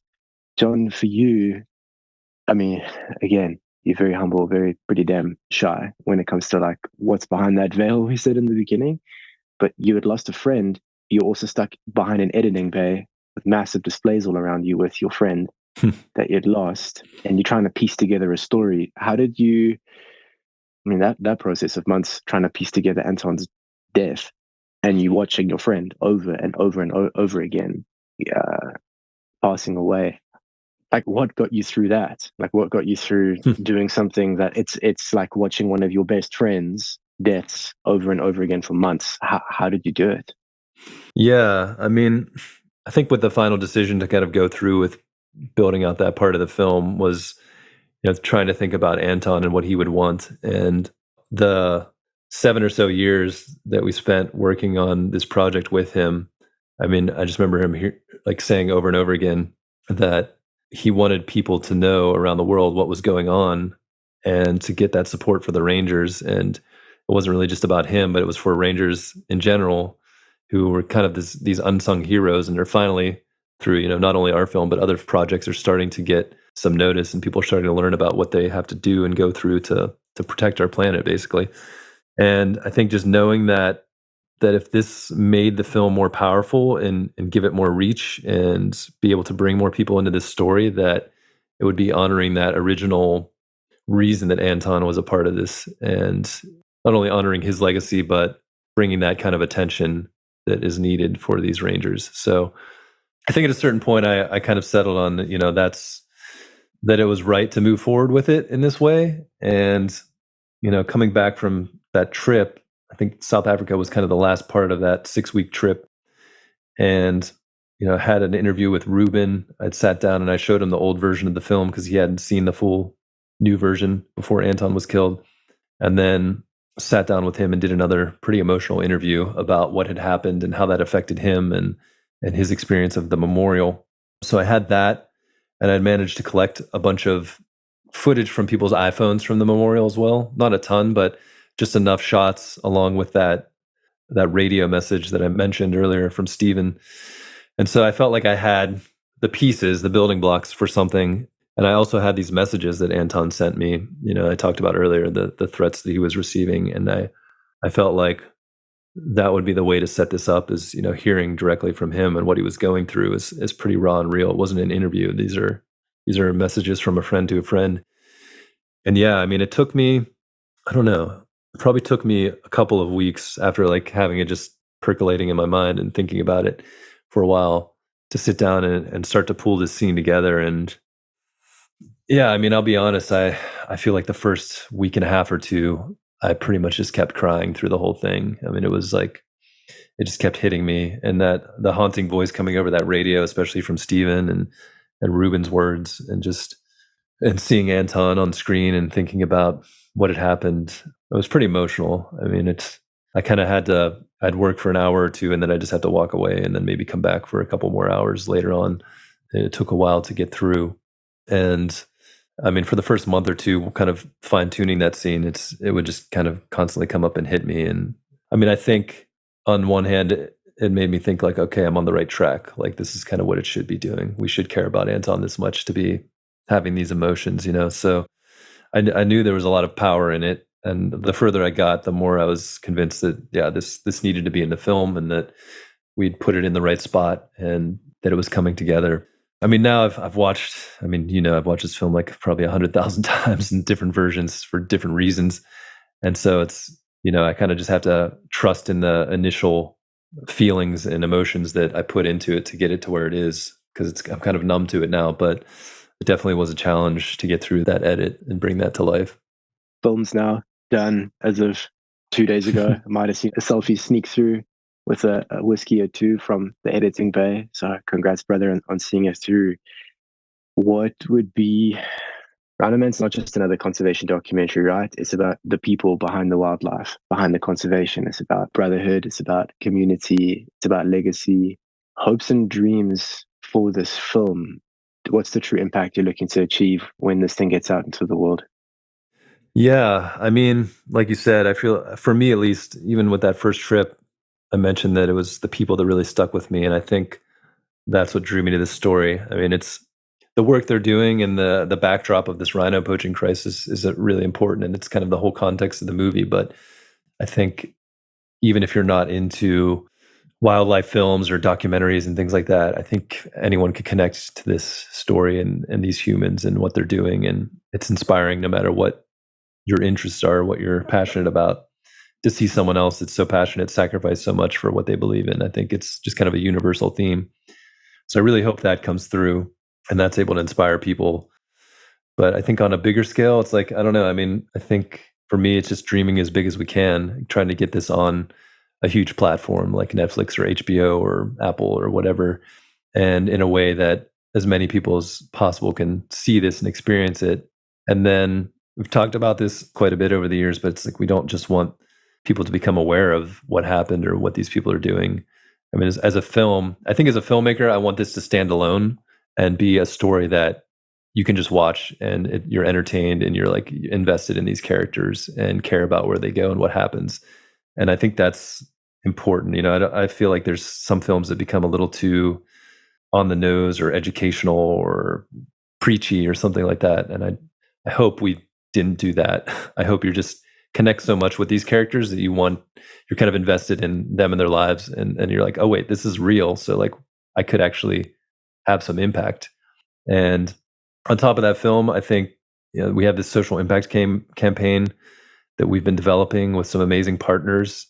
The Timavati and the Wildlife College have been with us from the beginning. And then Thin Green Line has been really an amazing partner, and they do so much work with rangers around the world because, not only do we want to help the rangers locally in Africa who are dealing with this poaching crisis around rhinos, but we want to be able to help rangers around the world and just open people's eyes to like these men and women are doing this work in parks and reserves around the world to protect our wildlife and our planet, whether it's the Amazon, whether it's South Africa, whether it's your national parks in your country. They're out there doing this work, and it can be dangerous. It can be lonely, and a lot of times they don't have the support, the training, the equipment that they need, and they're not getting paid very much either most of the time.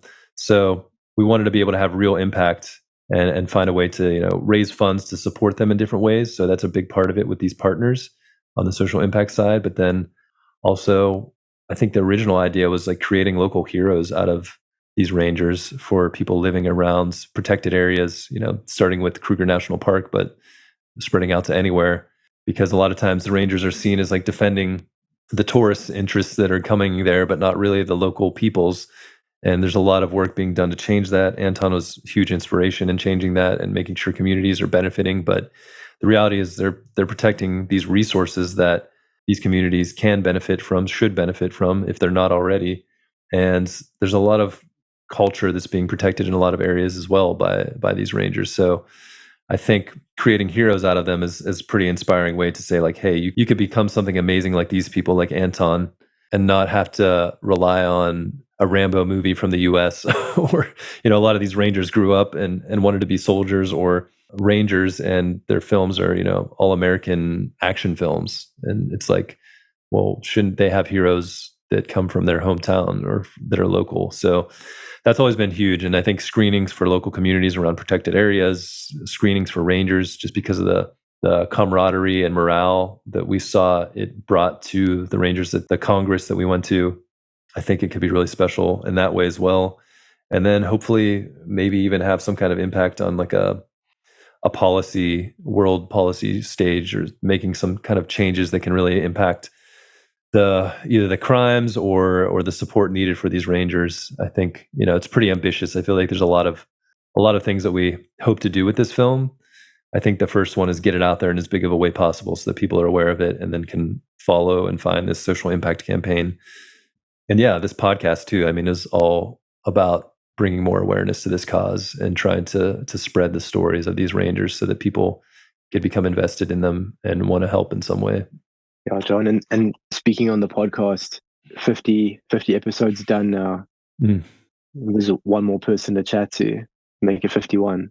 If you had one person you could interview, one person that might be extremely hard to get to, or one person that had the ability to share your story in a bigger way or share the ranger story in a bigger way, like, let's put it out there. Who's number 51? Yeah, I don't know. I mean, that's hard. On one hand, there's so many other amazing ranger stories to be told, which, rangers that I probably don't even know of. Game Rangers Association of Africa has been awesome in like connecting me to some amazing humans. Reggie Smith, she was really awesome. So check out her episode if you just want to be inspired by a human. But I don't know. I mean, if it's someone that could actually open the doors to bringing more awareness to this, I mean, who knows, someone like Prince William himself or Jane Goodall or someone of that caliber who has that world stage could be really, really powerful for getting that out there. But, beyond that, there's still so many. I don't know how long I'll continue to do this podcast specifically. As a filmmaker and a storyteller, there's other stories I do want to tell. This is never going to leave me as a huge part of my life. And I'm going to continue to support it for quite a while to come to make sure we get it out there in the right way. So I don't know how many more interviews there will be, but I'm sure there will be some more beyond 50. And yeah, I don't know. It's hard to pick a person, I guess. I don't know if that really answers the question. Hopefully I'll get on some other people's podcasts and be able to shout on a bigger stage, Yeah, John, that's actually what I was really trying to get to is can Joe Rogan, Lex Friedman, Tim Ferriss, can those boys just hop on in? I mean, yeah. Yeah, if I could get on like Joe Rogan's podcast or Lex Friedman's podcast, or there's a whole bunch of podcasters I really respect that just have extremely interesting conversations and care about people and life and things like that, and just have huge audiences as well. So that could be awesome. I don't know. We'll see. I'm gonna keep working at that as well because I think this story deserves to be told in as many ways as possible, in as big a way as possible. Well, John, just a couple more questions for you as we come to the end of our time together. It's really important, and this has been a public consensus amongst the audience, really serious as we move forward on the other side of Rhino Man, and you actually get your personal life back. Tell us what's your ideal woman, and what would she? I know she's out there. Depending on who you ask, there's a lot of prospects, but yeah, man, what does that ideal life partner look like? Oh man, it's like a personal ad here. I don't know if I could put together. This is literally coming from multiple people who follow the podcast religiously. Yeah. I'm just asking for some friends here. Yeah. I mean, this feels awkward to talk about, but I mean, I do. And this project has been just like I've said, it's sucked so many hours of my life, and I just don't have time for a life outside of it. And I mean, ultimately, yeah, I'd love to have that soulmate or that intimate partner that I share life with and do life with, and someone that's, I guess, willing to go along with someone that takes big risks on crazy ideas, because it probably won't be my last. I hope not.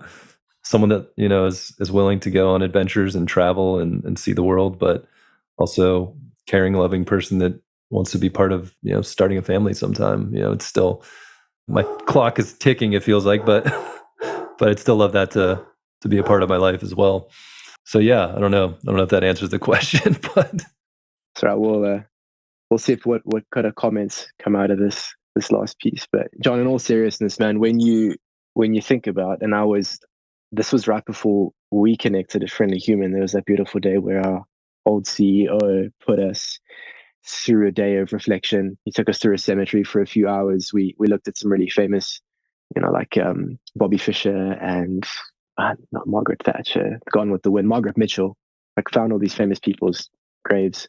And we really reflected on death and how fleeting life is and how precious every moment is. And we've seen that through losing a great friend like Anton. We've seen it, but just the passing of time and how quickly, like 8 years has gone with this documentary, for example. What's your grave?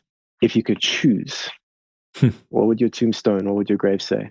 How did you live your life? How do you want to be remembered? Yeah.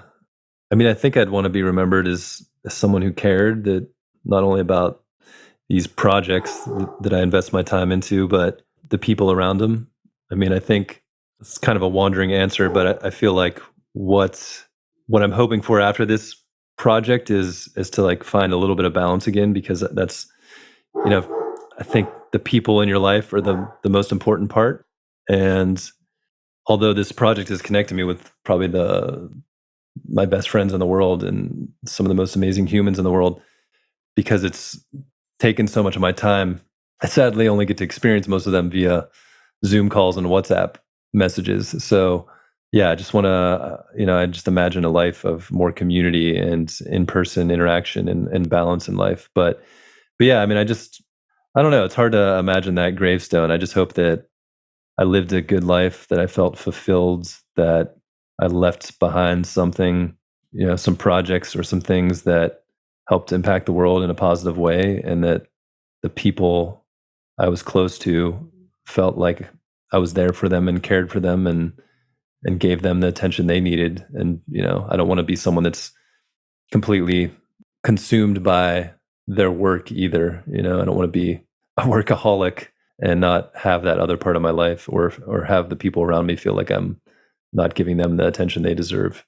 So yeah, I don't know what those will come out to as words typed out on a headstone, but yeah, I think those are the things that I care about and hope that I can leave.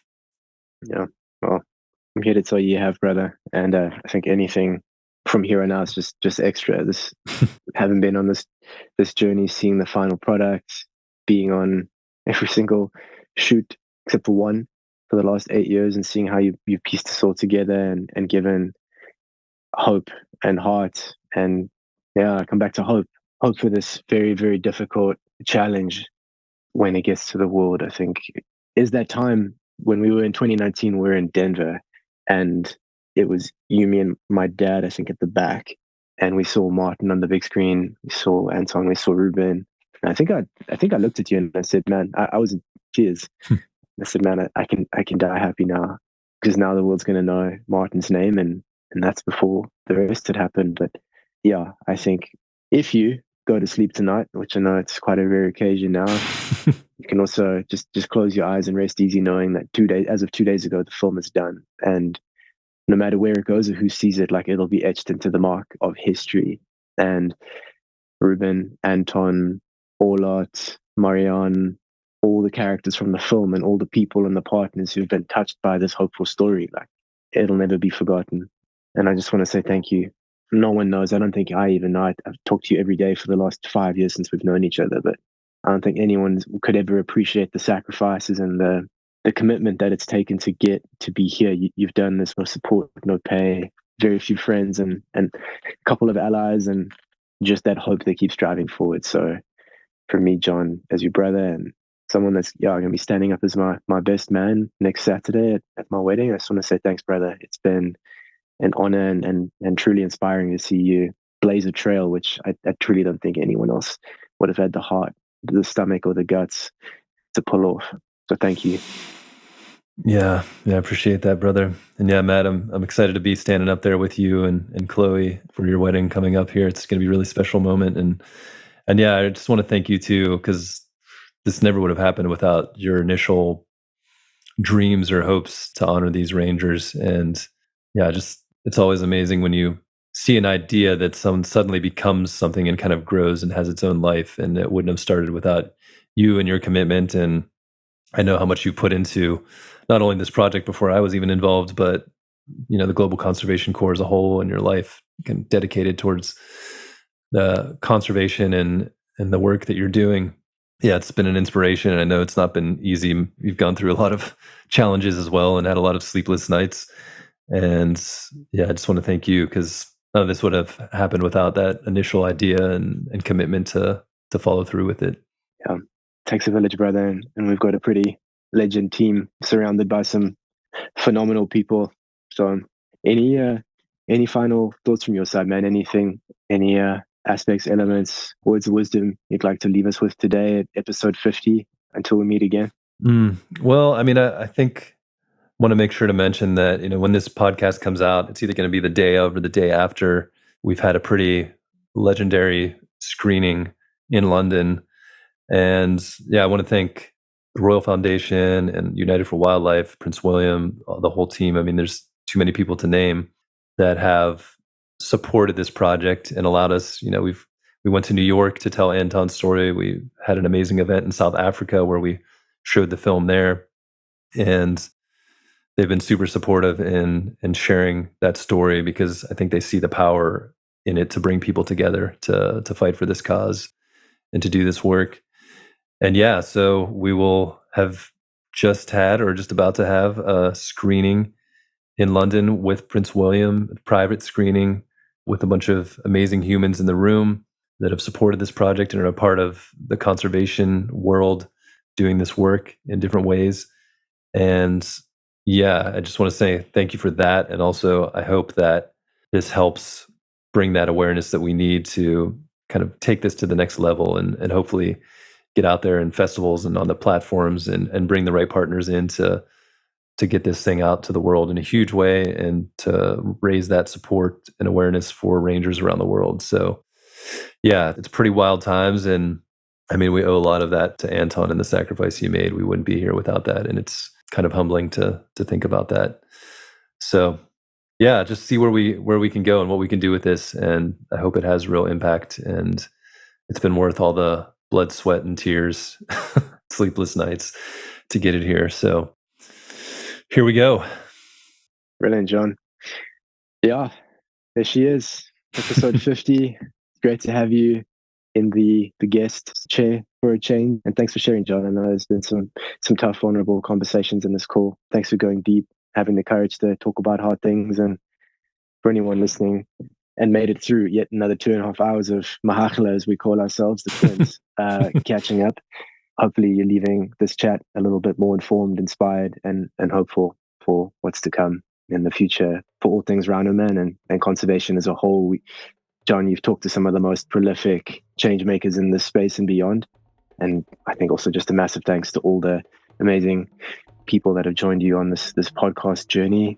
And yeah, we hope there's 51 plus more episodes, but also recognize that everything that starts has an end, and the world's going to be a better place because of the people and the stories that we've been able to share. So thanks for the chat, Johnny. It's been an honor. Yeah, thanks, Matt. Love you, brother. Love you, brother. See you soon. Thank you for listening to the Rhino Man Podcast. If you enjoyed this episode and you're excited to see the film succeed, please subscribe and review our podcast on Spotify and iTunes. Then follow us on Instagram and Facebook at Rhino Man the Movie. More details about Rhino Man, the social impact campaign, and future screenings are at rhinomanthemovie.org. To learn more about the Global Conservation Corps and their work, visit globalconservationcorps.org. Sign up for the newsletter and follow GCC on all of the social platforms. If you like this podcast, make sure to subscribe and catch up on GCC's Voices of Nature podcast, where Bob Ludke interviews a wide range of people who've dedicated their lives to making a difference in conservation. A special thanks goes out to Simone Wilson for the music for this podcast. He's the brilliant composer for Rhino Man the Movie. Learn more about his work at simonewilsonmusic.com. Until next time, I'm John Jurko, and this is the Rhino Man Podcast.